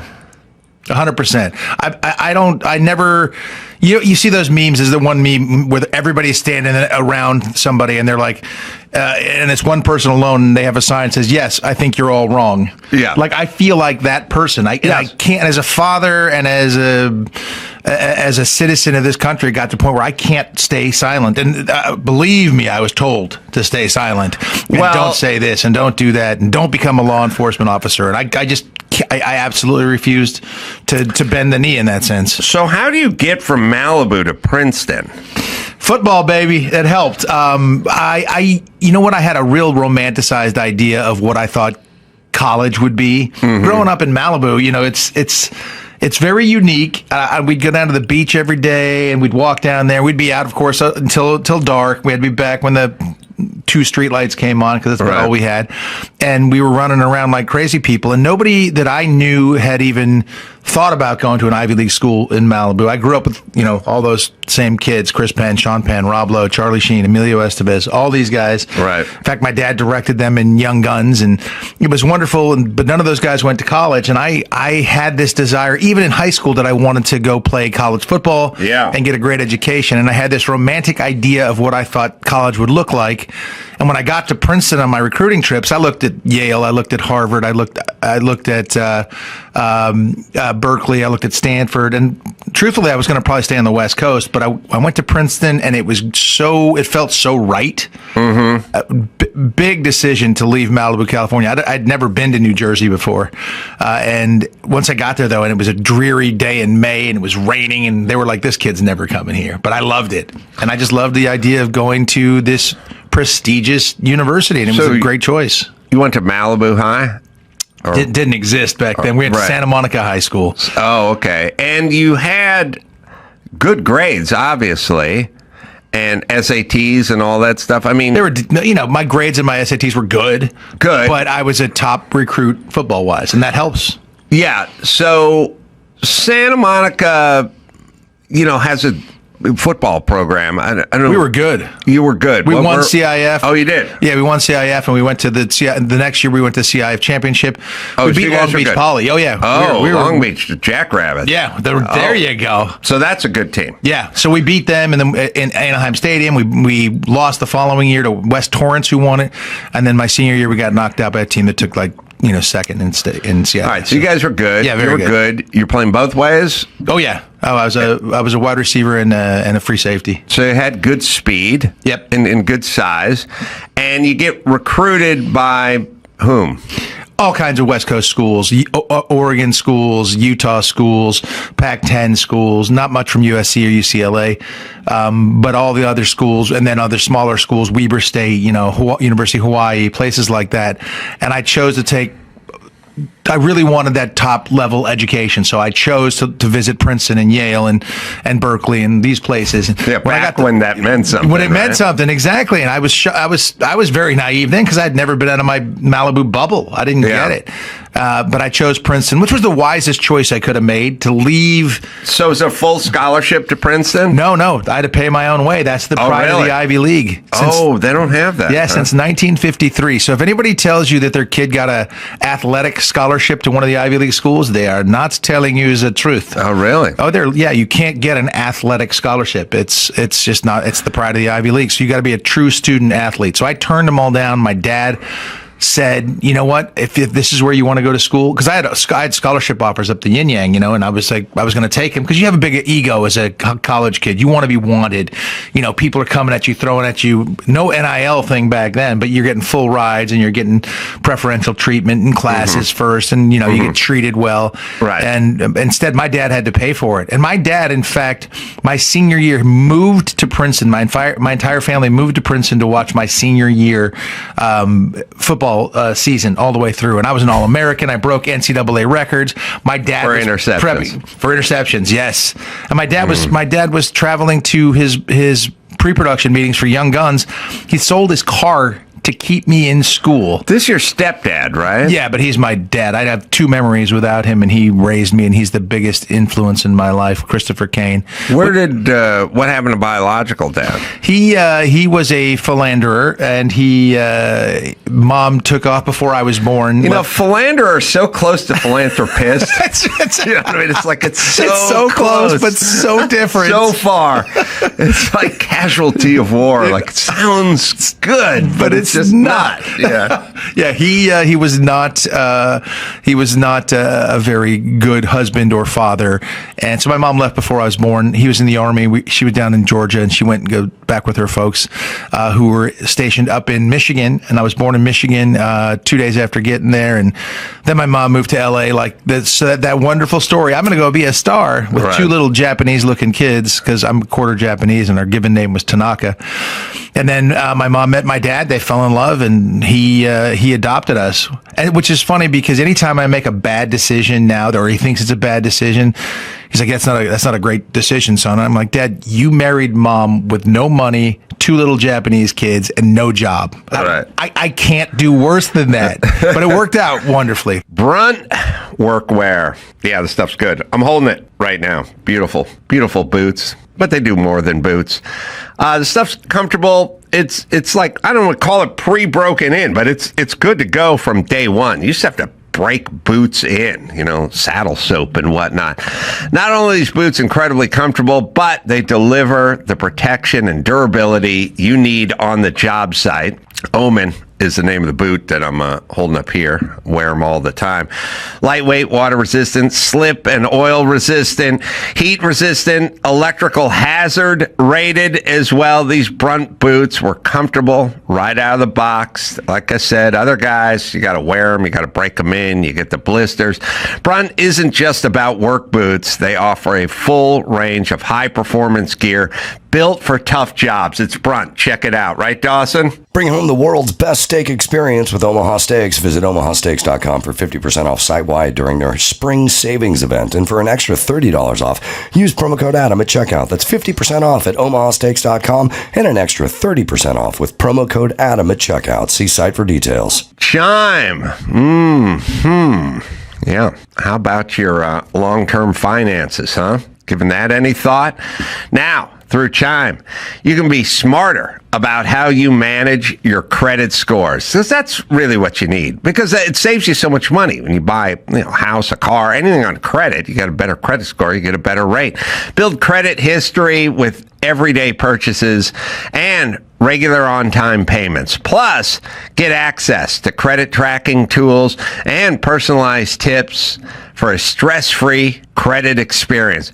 All without credit checks, minimum deposits, annual fees, or interest. Yeah, I wish Chime was around when I was young. I could have really benefited from all the great perks of Chime. With Chime, there are no monthly fees, no overdraft fees, no minimum balance requirements. It's Chime, right, Dawson? Make everyday purchases count with Chime Secured Credit Builder Visa Credit Card. Get started today at chime.com/Adam. Chime feels like progress. You ever meet your biological dad? No, he passed away, I think, 15-something years ago. Did he ever know your success? Yes. So it's one of those weird things, and I know you're very familiar with it, but suddenly when I got Superman, there were 3 shows on the network, and there were 3 network stations, ABC, CBS, and NBC. So everything was out there.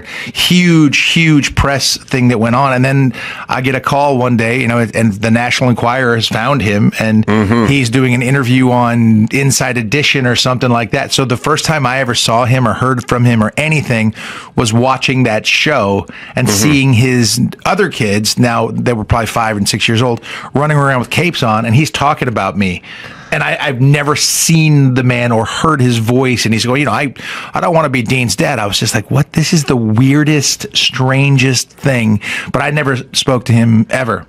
Because he lied when he did that. He said he was in Vietnam, and he just continued that same path that my mom had described beforehand. He lied about her. He said that she left him while he was in Vietnam. He never served in Vietnam. One of my half brothers, who's about 4 months younger than me, so there was a little crossover there. He sort of dropped dime on him to me too, and it just wasn't a good example of a father or a husband or anything like that. But my stepfather who stepped in, Chris Cain, he's my example of a man. South Dakota, he grew up on a farm. He was a bull rider. He's got those small town American values, and he passed those on to me. Wow. What a blessing. Oh my gosh. To replace that guy with this guy. It was a great upgrade. Yeah. Yeah, I got very, very lucky. Philanderer to philanthropist. Wow. That's good. It's very good. Also, I'm curious of what your take is on this, because I think I'm a little more like you in that, I've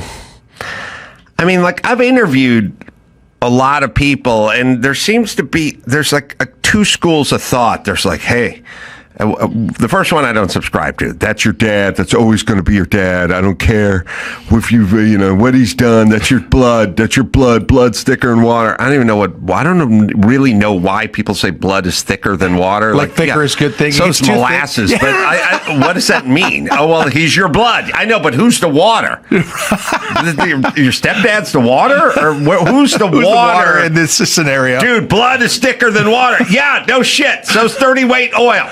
So's transmission fluid. So is honey. Shall I keep going? Yes. Lots of stuff thicker than water. Paint. Easy living Sears paint is thicker than water. And will last longer on the wall. But who's water?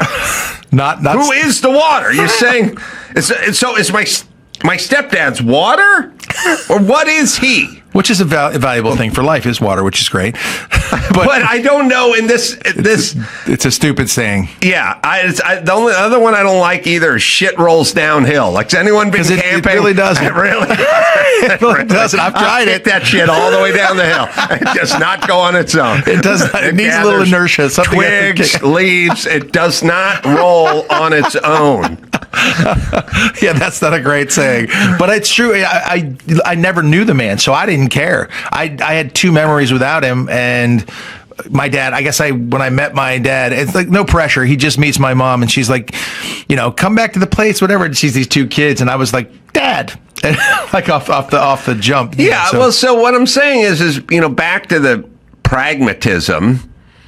And I've talked to a lot of people. Like I said, I interviewed Joe Rogan here, and he didn't know his biological dad or whatever. And I would say, you want to meet him? He's like, no.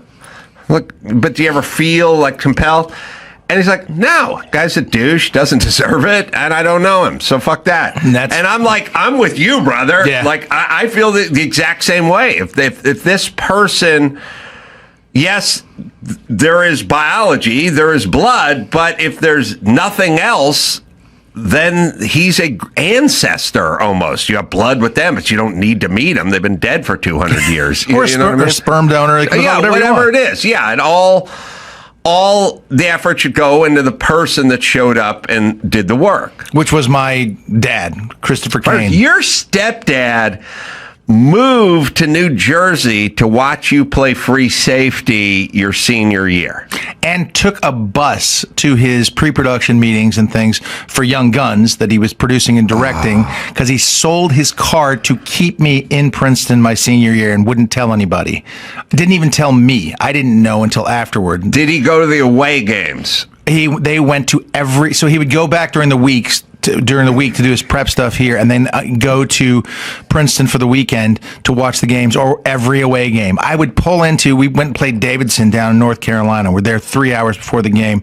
It's Ivy League. We get 10, 15,000 people on a good game, and there was one car in the parking lot. I'm sitting there with my Walkman or whatever I had at the time, listening to music, getting pumped for the game, and somebody taps me and points out that the one car in the parking lot, it was my folks. Wow. Greatest in the world. They went to every single game my senior year. That's the kind of family that I grew up with, and that's why I think that's a huge reason, obviously, why I have the values and the morals and the things that I find important is passed on from family. And they'll do anything. Family, it's faith, family, country, so that's the way my family works. And what's as weird as I didn't have any of that. I had a derelict family, but my dad wasn't a philanthropist or a philanderer. A philanderer. He was just, but I arrived at those same thoughts as you had. But I would tell people, people go, everyone wants to talk about hacks and cold plunges and life hacks and saunas and shaker weights and stuff. I go, just diet and exercise. Just diet and exercise. And they go, whoa. Some people have a metabolism. I just go diet and exercise. You know what the fuck to eat. You know what not to eat. And you know to break a sweat. And that's about it. So Bingo. you want to get another book. You want to hire a personal fitness trainer. You want to have Dr. Fauci go on there and talk about electrolytes. I don't know what you want. Just diet and exercise. It's easy. It's family. It's religion. I'm not religious, but it's family. It's family and education. Family and education. Family and education. I've been telling everyone this my entire time I had a microphone in front of my face, and they argue and they argue and they argue. That's what the left does, because once there's family and education, we no longer need them. Of course. Not at all. And that's what that whole Marxist push is, to get rid of everybody's family, let the government raise your kids, let your government indoctrinate kids, change history, all that madness. So that's why I'm vehemently against it. And that's why I constantly get called a Nazi for standing up for American values. It's the weirdest thing. Well, you're super Nazi. Yeah, exactly. I get that every single day. Yeah, everyone calls me an asshole too. But I don't even know. Somebody showed me a clip of the Young Turks trying to attack me from 10 years ago. And I was like, it's 10 years on, and I still don't know what the fuck they're talking about. I said, feed your kids breakfast. I don't care about the money. I want your kids to learn to have you feed them, not rely on the government 100% to feed them. That's all. What's wrong with that? I don't know. It was a big issue with the Young Turks. You know what I mean? Well, let's be honest. Cenk probably wanted to keep some of that food for himself. Yeah. Thank you. Good point. But I'm bump. So I was like, I've gone on that. I've gone on HuffPo, and I was like, diet and exercise. Basically, I say diet and exercise. What I'm saying is family and education. Family and education. They're like, what about the school to prison pipeline? I'm like, it doesn't exist. Is there a real pipeline? Because if it's just a mythical pipeline, then family and education would keep you out of prison. Yes. And so I was always like, first off, I don't even know what we're arguing about. I'm saying diet and exercise. You're walking into my office saying you're a nutritionist, and I'm going, you're fat. So here's what we need to do. You need to put down that hoagie and pick up an apple or a piece of jicama or fruit or something, and then instead of Ubering home, why don't you walk home? Hey, what a concept. Right, what a concept. And then come back in 6 months. And let's see where we are. I bet you'll be down 30 pounds. Exactly. And all your other numbers will be getting closer to right. It's common sense. And so, but by the way, why are you angry at me? First off, I don't really care if you're fat or not. I'm just telling you this is what works.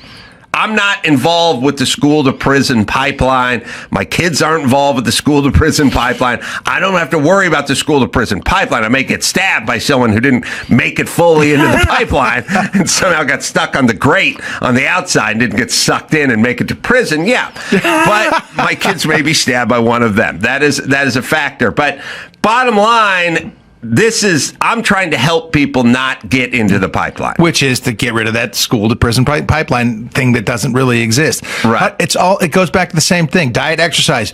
Eating calories in, calories out. You burn more than you take in, you're going to lose weight. Right. And that's just the way it is. You take care of family and education, you're not going to have that school to prison pipeline. It's just common sense that somehow has gotten just muddied up because it appeals to people's, base sense of being lazy. I don't know if it's just that sort of nihilism where they just want everything gone or whatever was. I think they just want power for themselves. There is a clip, Andrew. You don't have to find the Young Turks. I know. It's comical. It's weird. They take a clip of me just saying, "Feed your own kids," and I don't care about the money. I care about the message, and then do 10 minutes on Adam's too cheap to feed kids, which is like I say in the body of the piece, I don't care about the money. I care about the message. Well, that's too simple. We'll just quote you out of context and make up our own story. Also, so here's I guess what I'm saying is so here's the synopsis. The synopsis is Adam Carolla and Dean Cain hate kids, hate women, hate democracy, and love authoritarian dictatorship to live under their rule. Yep, that's the headline. Basic. Oh, and blacks and gays. Of course. We hate them all. And that's the headline. Nobody bothers to read the story, by the way. That's beneficial to me. How? Like, you know what I mean? Living in Los Angeles, scared of people look different than me. In Los Angeles, how would one navigate?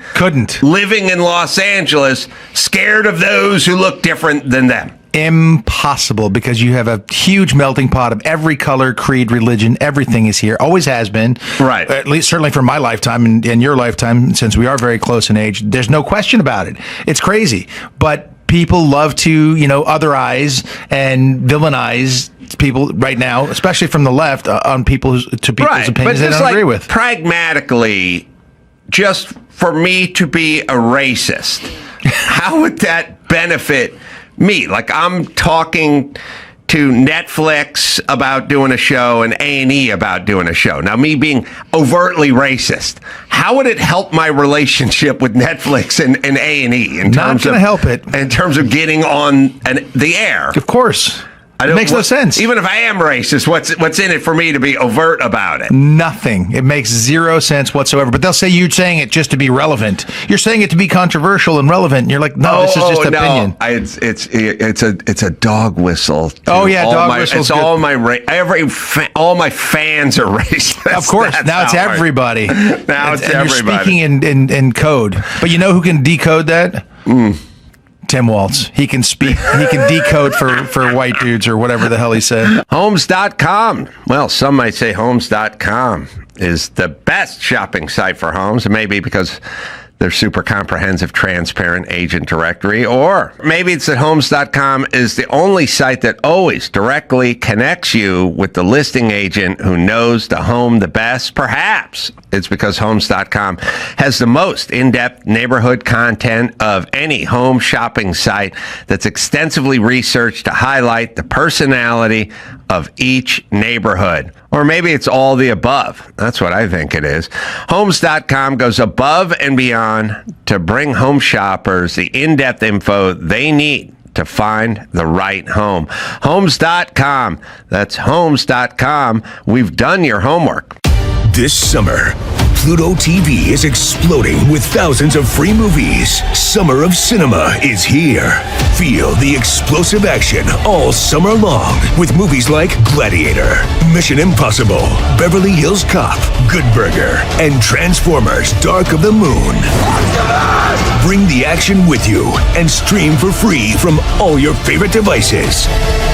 Pluto TV. Stream now. Pay never.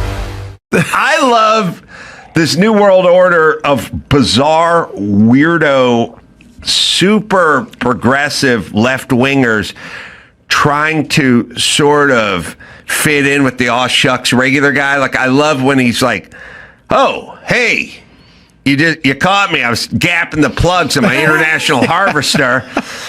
After that, I'm going to clean my shotgun. Which I don't know how to fire. Then we're gonna have a couple Pabst Tall Boys and watch a Ted Nugent concert from '79. Oh yeah, Motor City Man. Anyway, I'm just gapping these plugs. Let me get this feeler gauge, which I'm holding the wrong end of. Yeah. Anyway, let's talk. You know, it's like what? Someone snuck up on you with a camera while you're gapping the plugs on your International Harvester. I got cars. I work on my cars all the fucking time. They're over. I saw a bunch of them over here too. No one has ever snuck up on me. No. Like, I've never been...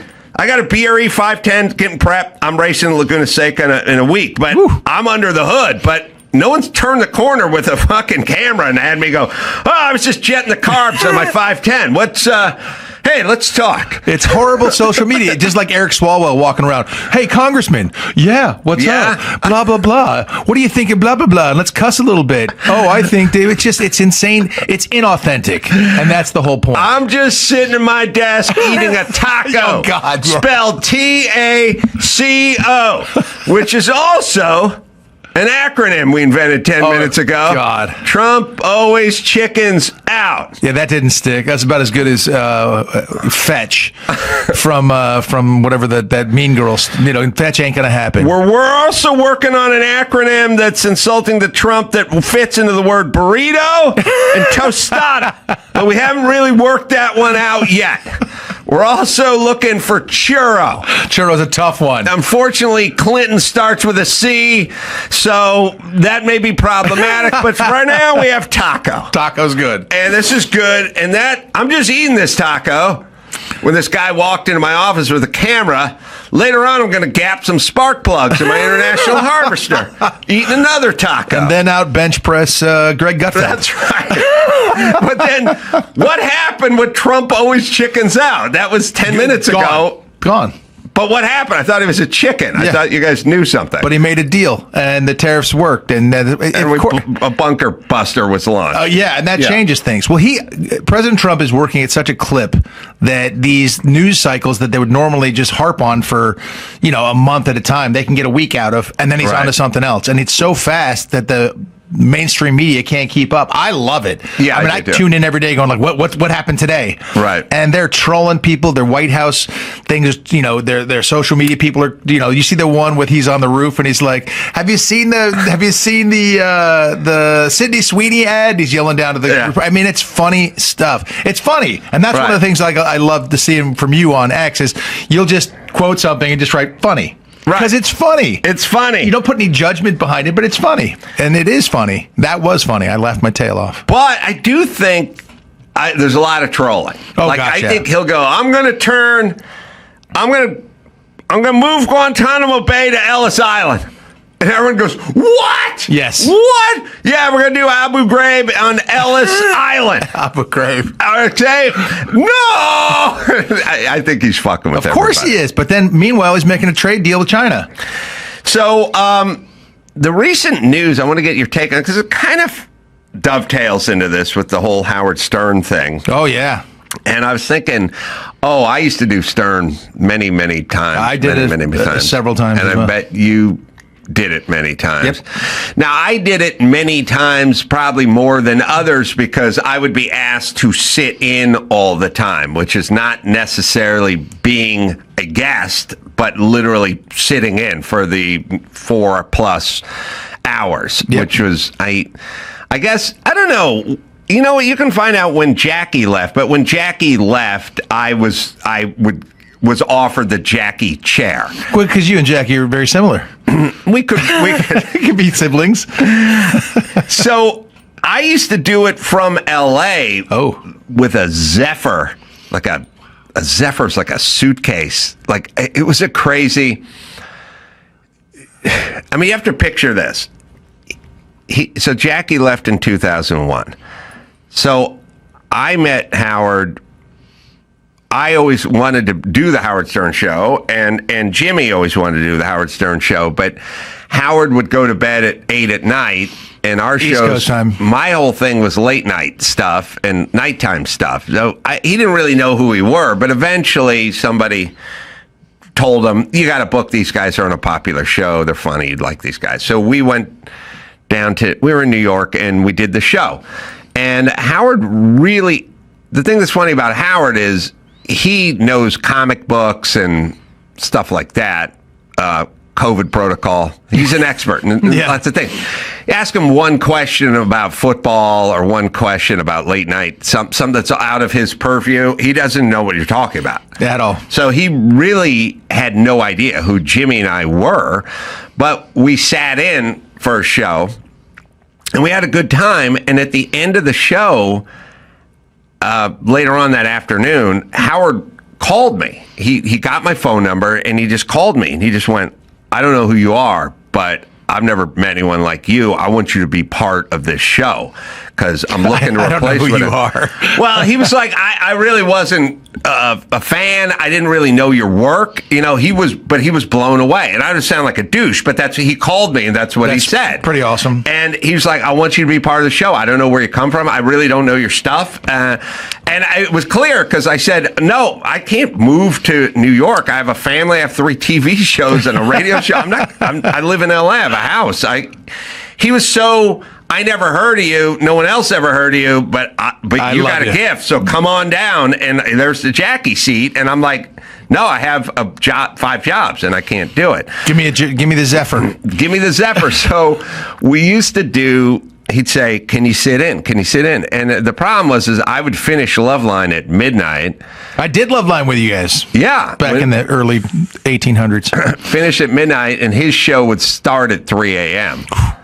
New York time. I mean, LA time. Right. And so I would go, all right. Stay up? No, I would drive from Westwood 1 in Culver City, about a half hour, 35 minutes, back to Beechwood Canyon. I would walk in my front door about 12:30, 12:35. I would sit there. I couldn't go to bed. Nope. I'd drink a glass of wine and watch Sports Center. Which is nice. Then at 1:15 or 1:30, I would go to bed. Oh, gosh. For about 50 minutes. Oh. I would get up. I would drive back to Culver City. Oh. It'd be pitch black. That's painful. And I'd walk in there in about 45 to 50. I mean, the most I could sleep was an hour because mathematically it wouldn't work. Be all screwed up. And I would walk in there and I would sit in for 5 hours. Oh, my gosh. And at some point, I'd start hallucinating because I wouldn't even know where I was. And I'd be sitting there like in this studio that was empty. And like every once in a while, I'd hear like 4 hours in, you'd hear Howard's voice go, Adam, what do you think? And I'd be like, I'm having a dream. I'm on a construction site. I'm driving my truck. I'm listening to Stern on the radio and he's talking to me. I was like hallucinating. Of course. And then I would leave we'd be done at 8 in the morning. Oof. And then I would just sit in traffic from Culver City back to Beechwood Canyon, literally hallucinating. Like I don't. Everyone else is honking and up and stuff, and it's light now. Ouch. And I did that all the time. Oh. And then eventually I said, I got to do it from my house. Yes, Zephyr. They got me a Zephyr, which is suitcase, and you plug it into the phone line. And wow, I just sat in my office. And perfect, though. It saved you some time. I had no acoustics. Oh, God. And it was an old house with hardwood floors and stuff. I sat under a ceiling fan. I draped thick sheets over the ceiling fan. I pinned them to the ceiling fan and draped them out like a canopy. And I would go into it like a tent. Little teepee. And made a little tent. Yeah, I made a little sheet teepee, and that would pick it up. Wow. You and Elizabeth Warren make that teepee. That's right. Was she in there with you? No, she wasn't. Oh. Okay. She could have taught you how to build one, from scratch. Oh, my God. Lean-tos, teepees, wigwams. I mean, she does them all, man. Well, she's but she wants a lot of wampum these days. She wants much wampum. Much wampum. Well, see, that is a grueling schedule. I can't. And I wouldn't move to New York either, so bless you for doing that. But man, that's exhausting. Yeah, I did it, and then I would talk to him off the air, and when I went out, I'd go out to New York. We go out to dinner. But the thing about going out to dinner with Howard is you ate at 5 p.m. Wow. 5 p.m. Like New York is 9 and martinis. You know what I mean? But this was 5. p.m. And I'd do it. I'd go to his condo in Manhattan and meet him and go to the place across the street, nice restaurant, everything, sit there and have dinner. But it was dinner at 5, lunch, dinner, whatever. So people say, like, well, what happened to Howard Stern? Like, what is he? And I explain all the time, because everyone thought, well, he was this rock and roll, womanizing, hard living, hard loving dude. That's never who he was. He went to bed at 8 every single night. Wow. Every night. How can you be a rock and roll hard? What time do you think the club's close? 7:30 at night? Like but every single time. I mean, this is 20 years ago. I'd go 5 o'clock dinner and go, I gotta go to bed at 8. Go to bed at 8. That's pretty straight-laced. He was a business guy who was a radio guy. The rock and roll bad boy, that's all facade. He was married, he had kids, he's a family guy. He's a kind of conservative Jewish guy who's a worker. You know what I mean? He's a businessman. That was part of the facade, but that's not who he is. Yeah. So then later on, it's like, what happened to the old Howard Stern? Well, this is the old Howard Stern, the COVID warrior who's worried about germs and worried to leave the house and catch COVID and stuff. That is who that guy is. That's who he was. But he's behind the facade, of course. I always felt like it was kind of like Sean Penn, always wanting to be a contrarian. Mm-hmm. Like he would just say something to get you to respond or say some outlandish thing. Like an agitator. Yeah, an agitator. Great word. Right. Yeah, but then it became, well, I guess you're on long enough, your true opinions come out, and he has certainly shifted. You see it all over. People are yelling about, how he got canceled or how it's over now, and he used to be so edgy. And, I'm no expert on Howard. I was on the show a couple of times, and I enjoyed it. But I also knew that when he would ask something that I didn't want to answer, which was, a lot of sex questions and who did you date and blah, blah, blah, I would just go quiet and kind of go, well, because he'd keep it going. So we just kind of moved past it, which was good because I didn't want to answer a couple of those questions. I get it. But I enjoyed doing the show then, and I just stopped listening, to be honest. The last few years, I haven't heard much of it. Yeah, well, he's a businessman, and that's more who is. He's a radio guy who's a business guy. He's not. He did some good business. Rock and roll bad boy. Yeah, and I liked him, and I agree that at a certain point, somewhere around Obama, certainly with Trump, and my thing was, I could have still come on the show even if we disagreed, but that's not how that side of the aisle rolls. No, there is no mas in the coming on, and it's that way with everything, with films, Oh God. Oh yeah. Could Film, you imagine television. getting a film into Sundance? Oh, now? No way. No way. Not in a million years. I would have to change I would have to recredit myself. AI change my face. It's funny. I came across a mug that somebody.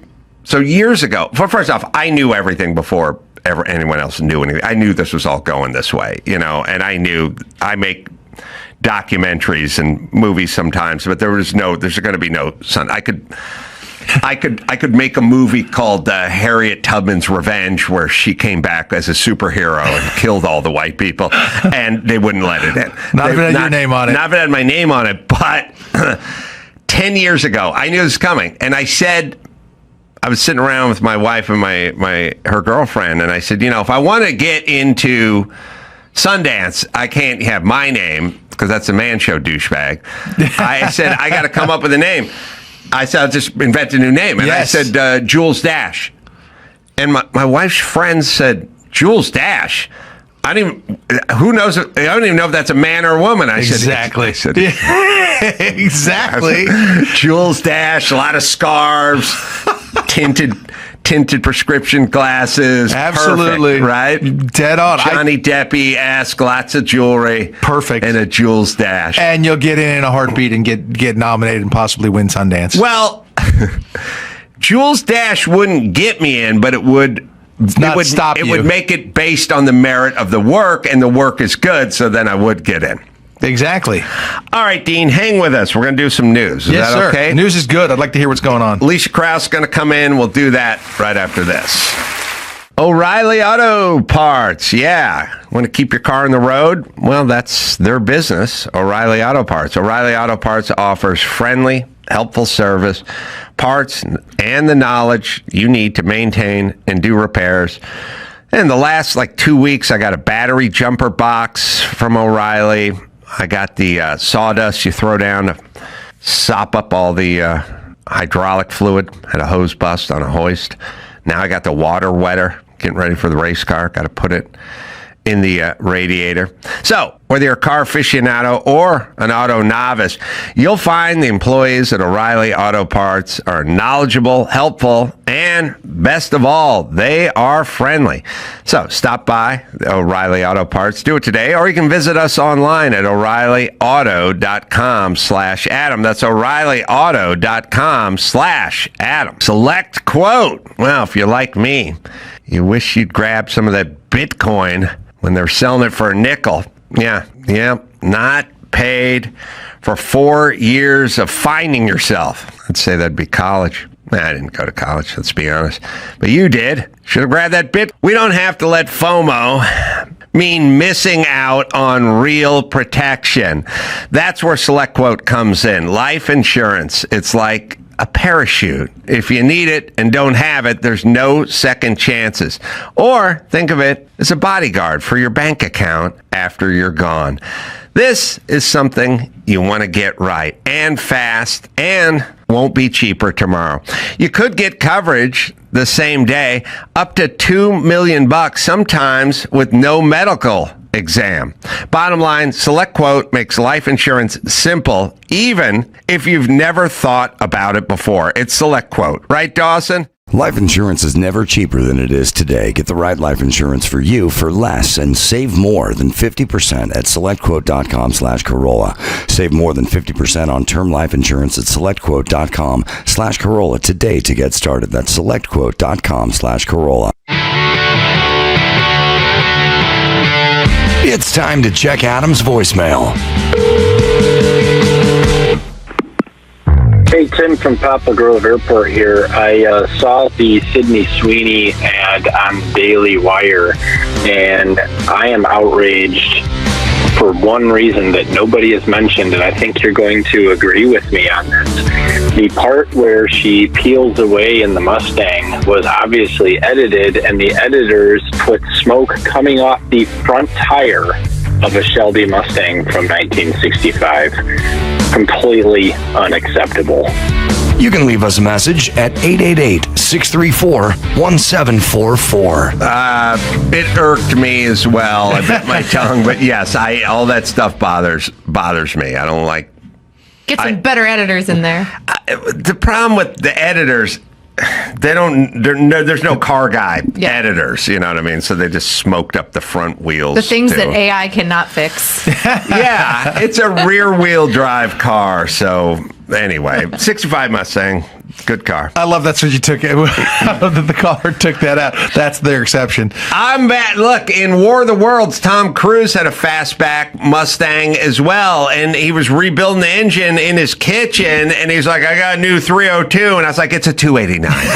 the 302 is for the boss. You have the model before that. You should be rebuilding a 289. So what we're realizing is that you need to have some contract with studios or production companies that come to you to run all the car stuff by you. Absolutely. Before they put anything out in the public. They can run the car stuff by me, but they can run the Dean Cain stuff, football stuff could be run by Dean, because technical advisor. In Ghost Rider, Nick Cage was going to jump 300 feet field goal to field goal.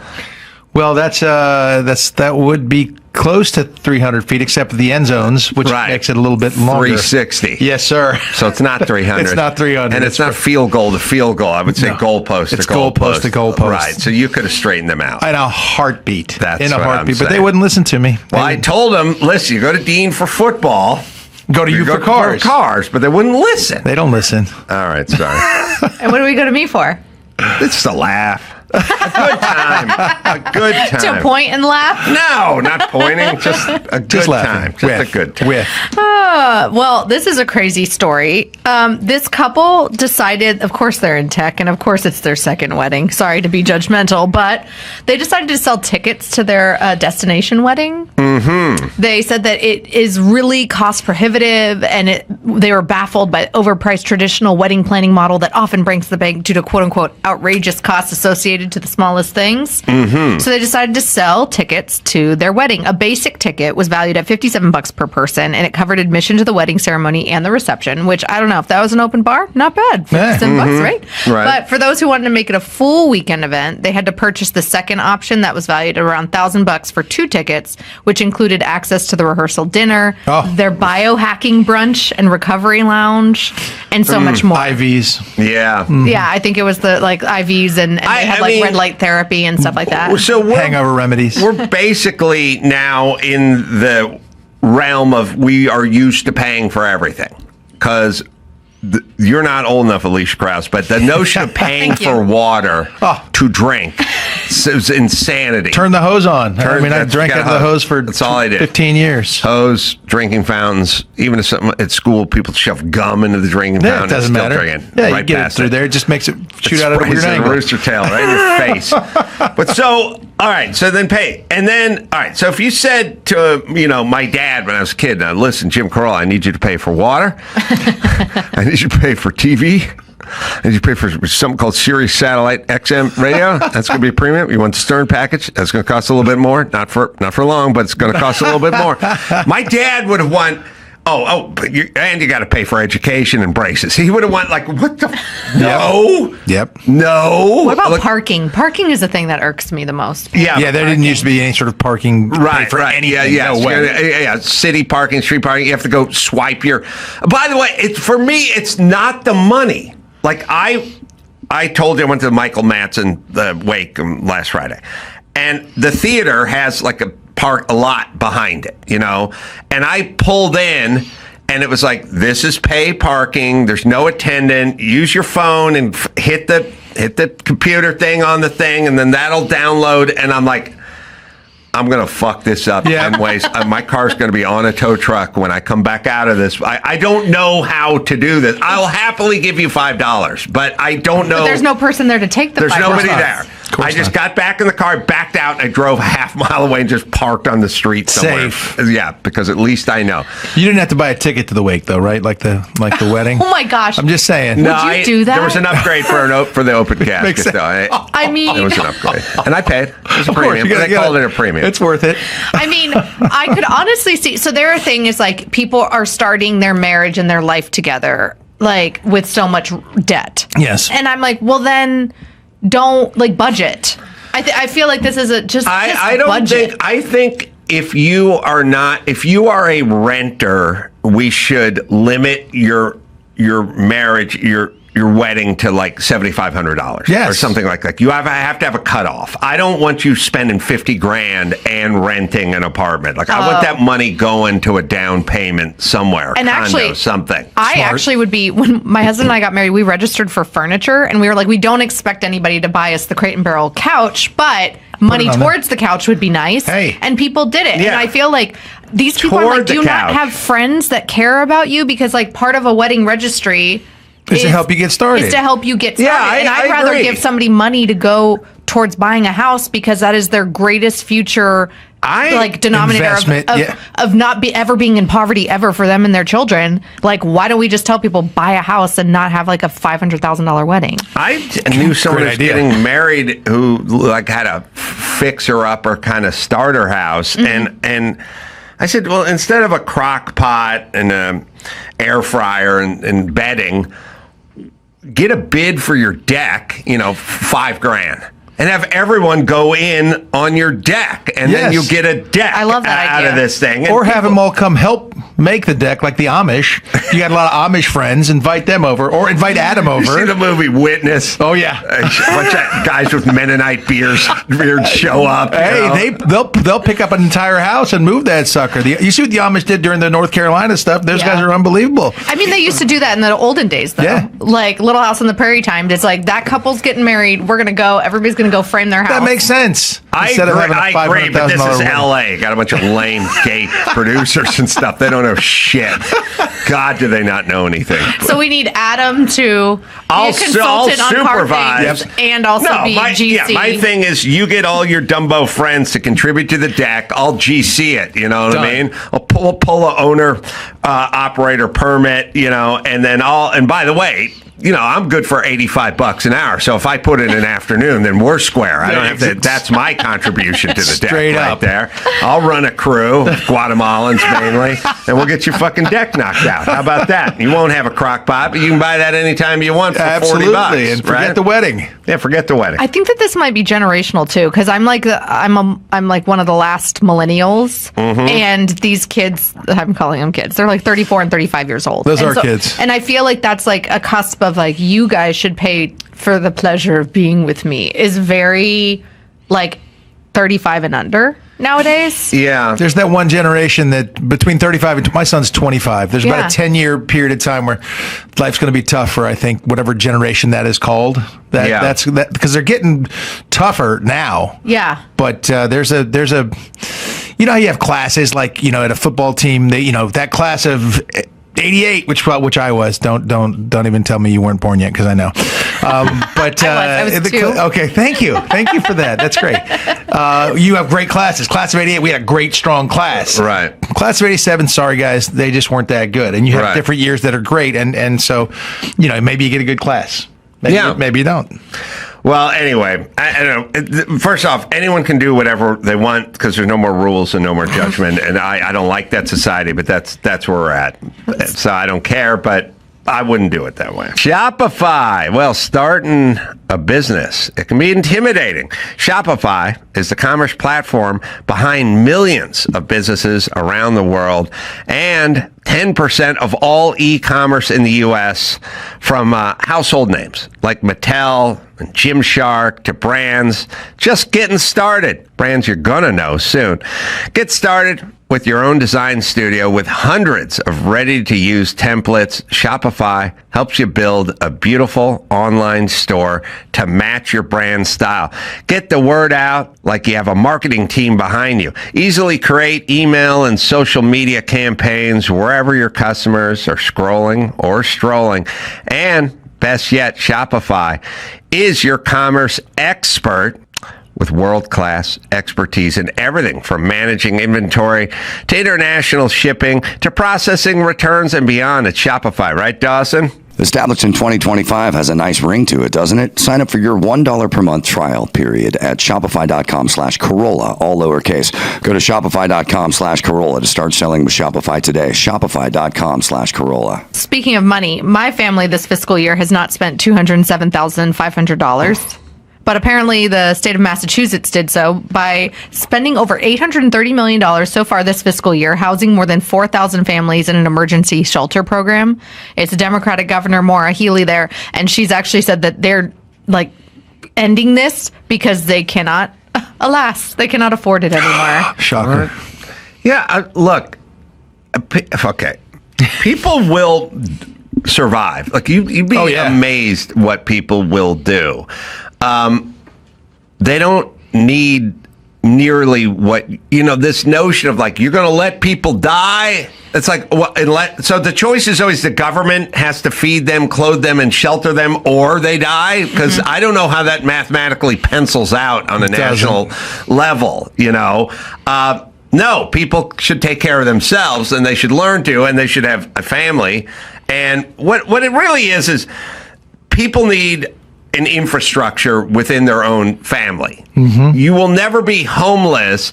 My kids will never be homeless because their dad worked hard and generally kept his shit together, and there's always going to be a guest house for you to crash in if the wheels come off the wagon. That's a wonderful safety net, too. Right. I mean, it's a great thing for them and their psyche. Right. So, and I grew up poor, and I had, people, you couch surf. I was going to say you had a couch you knew you could sleep on. People, even if it was with a crazy Elon hand. Musk couch surfed. Everybody couch surfs at one people point in put time. like an inflatable mattress down in the garage, and you just fucking put a lamp out there. Like, there's ways to do it. I lived in the garage at my dad's house for a couple of years. Like, it's what you do. You don't need the state to do it. But as soon as the state will do it, then people will use that. But even if the state spent, say, $20,000 per family, I don't want families to be alone, especially if there's children, like on the street. Like, that's horrible. But like, you give them $20,000 to, I don't know. They spent $207,500 per family. Right. This fiscal year. But let me explain something with the state. It's like the bathroom at the park in San Francisco is $1.7 million. Like, wait a minute, I could build a custom house in Malibu for $1.7 million. So it's literally one bathroom in the park. Okay, so obviously there's a vig and a premium whenever the state and the city, whenever the government gets involved, you can go ahead and tack on about 2,000%. Yes. Well, on top of like a quadrupled timeline. Oh yeah. So slower and more expensive. Yeah, whatever. And less good. Whatever the private sector would cost to build the bullet train, go ahead and go up tenfold from that. But yeah, so you have many Americans, some in this building, that seem to manage on under $60,000 a year, and manage to eat sushi once in a while and go to a concert. Wow! And have a flat panel TV that streams networks on it. So why 200? Because the government's involved. That's 100%. why it's that. They are axing it. It was done back in the 80s, before I was born, in 1983. There we go. By Governor Michael Dukakis, and he signed what remains the nation's only statewide right to shelter law, which set in motion the conditions for this housing crisis, which Republicans in the state are saying it's not a housing crisis of Massachusetts. Is that Massachusetts? My grandmother was born there. I should know this. Massachusetts. It's actually because of the illegal immigrant crisis and how they are coming into the state, and then they're stuck in these hotels that the state has been paying for. Stuck. Yeah. Well, first off, you can't. Okay. Here's what I've said a million times. I've said it. I've always said it. It's like bears. What's the bear population do? And the bear population does whatever they can do. That's whatever we let them do. Sure. So if you work at Jellystone Park, you'll see signs that'll say, put the lid down on the trash can on the dumpster and put a lock on it, because if you leave it open, the bears will get into it. And if you're going on a hike, take your food and put it in your car and lock it or whatever. Now, are the bears good or are the bears bad? They're bears. They're bears. They just do what bears do. Well, they'll do what we let them do. It's basically how it works. So what do you want the bears to do? Well, I'd like them to go out and forage for themselves and live off the land and eat how their ancestors ate. Right. But now there's a family here with In-N-Out Burger. Right. It smells real good. Really factor that in. We didn't smells good to me, too. We all just got a little boner. It's like, In-N-Out. So what's the bear do? Well, their ancestors didn't have to worry about the In-N-Out situation because In-N-Out wasn't invented. But now there's a bunch of fat kids in SUVs and there's a bunch of picnic baskets. And we got In-N-Out.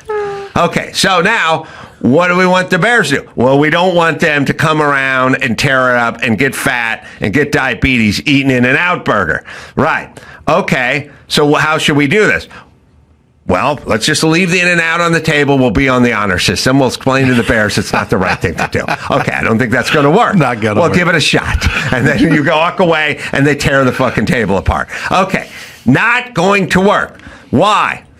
Well, it's not because the bears are bad. It's just because the bears will do what they can do. And they smell the In-N-Out. People are exactly the same. They will do what we let them do. If you want them to work, then don't give them free shit and they will work. If you'd like them to find shelter, they will work. They will get roommates. They will find shelters. They will use futons. They will figure it out. Or you can provide a bunch of free In-N-Out Burger, but you're going to get a lot more bears. Yes, you are. You keep whoever the campground is that provides the most free In-N-Out burger, word will get around in the bear community, and you will attract the most bears. 100%. The picnic table that is responsible, puts the food away, locks it up, locks the dumpsters. Bears get the message, good and bad. No bears over at that campground. That's how we do it. California is a picnic table filled with In-N-Out burgers. Absolutely. And Right so up we get the most bears. But whatever blue, progressive, sanctuary city, whatever, the bears go where the getting's good. And so do human beings, and basically so do cats, so do all species. We just wander. If you're a cat, you go to where the saucer milk is. If there's no saucer milk at that house, but there's one at that house, then I'm going to end up there. And guess what? Tomorrow there's going to be 5 cats, and a week from now it's going to be 100 cats. Because that's what we do. Because they're all going to have babies. That's what we do. So understand how that works and act accordingly. The blue states go, look, those bears need to be treated with dignity. those bears need a seat at the picnic table. Those bears are hardworking. No bears illegal. I go, all right, you're just going to get more fucking bears and more fucked up they were stuff. probably indigenous to the area. Of course, those bears were here first. It was their land. picnic table The until the white man showed up. The headline to this piece will be Adam Carolla compares illegals to animals. That's it. What a They need to horrible be stuffed and mounted. It was a regal animal, though. Very regal and dangerous. Yeah. Yeah. And gorgeous. But what I'm basically saying is forget the value judgment. I don't think bears are good or bad. Bears do what we let them do. It's easier to go to the dumpster and tear that apart than it is to hunt or forage. Agreed. So just Why wouldn't they go to Massachusetts and be like, great, I get $3,500 a week? Well, but it's and a place to stay. and it's understood that that's kind of on us. You leave the dumpster open. You know, look, no one goes and yells at the bear. They go, "Who left the dumpster open?" You go, "Oh shit, I got drunk." Yeah. The last thing I threw out was a bottle.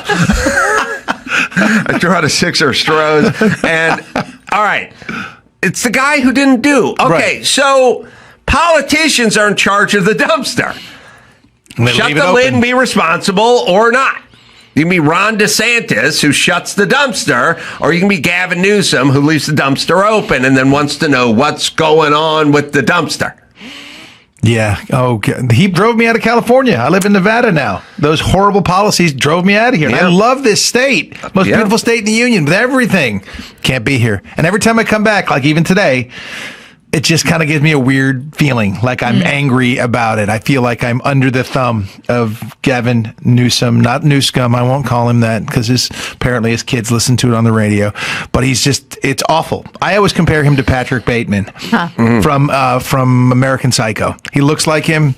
He feels greasy like that to me, and it's terrifying. So I couldn't be here anymore in this beautiful, wonderful state because it's horribly run, because they let the bears just go nuts and eat everything, and they feed them and they get surprised that there's more bears.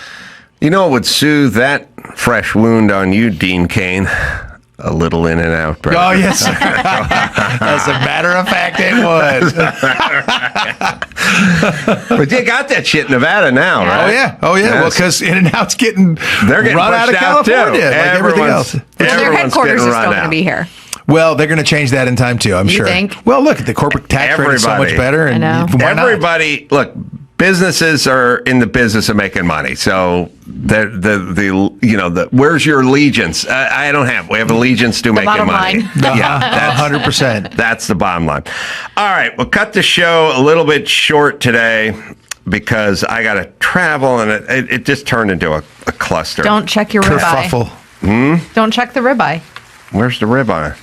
Remember you lost your ribeye in Minnesota because it was in your luggage? When you said check it, I thought you meant don't look at it. Yeah, you would check bag ribeye. No, that's on the way back. But I do have food in the back of my car. He does. It's a whole thing. Wow. Yeah, well, I'm the dumpster and the bear in this equation. All right, tonight I'll be in Portland, Helium, doing shows over there. A couple shows, maybe a few tickets left as well. You can go to adamcarolla.com for all that. Dean Cain, everyone. Little Angels is the name of the movie. Angel.com. Angel Studios, good dudes, Provo, all that. Dry Bar, love all that show. Alicia Krause, Op-Ed Weekly in the Washington Examiner. Yes? Yes, sir. Really good. Dean, always great to see you, my friend. Adam, a pleasure. Travel safely. God bless you, my friend. Thank you. And until next time, it's Adam Crow for Alicia Krause and Dean Cain saying mahalo.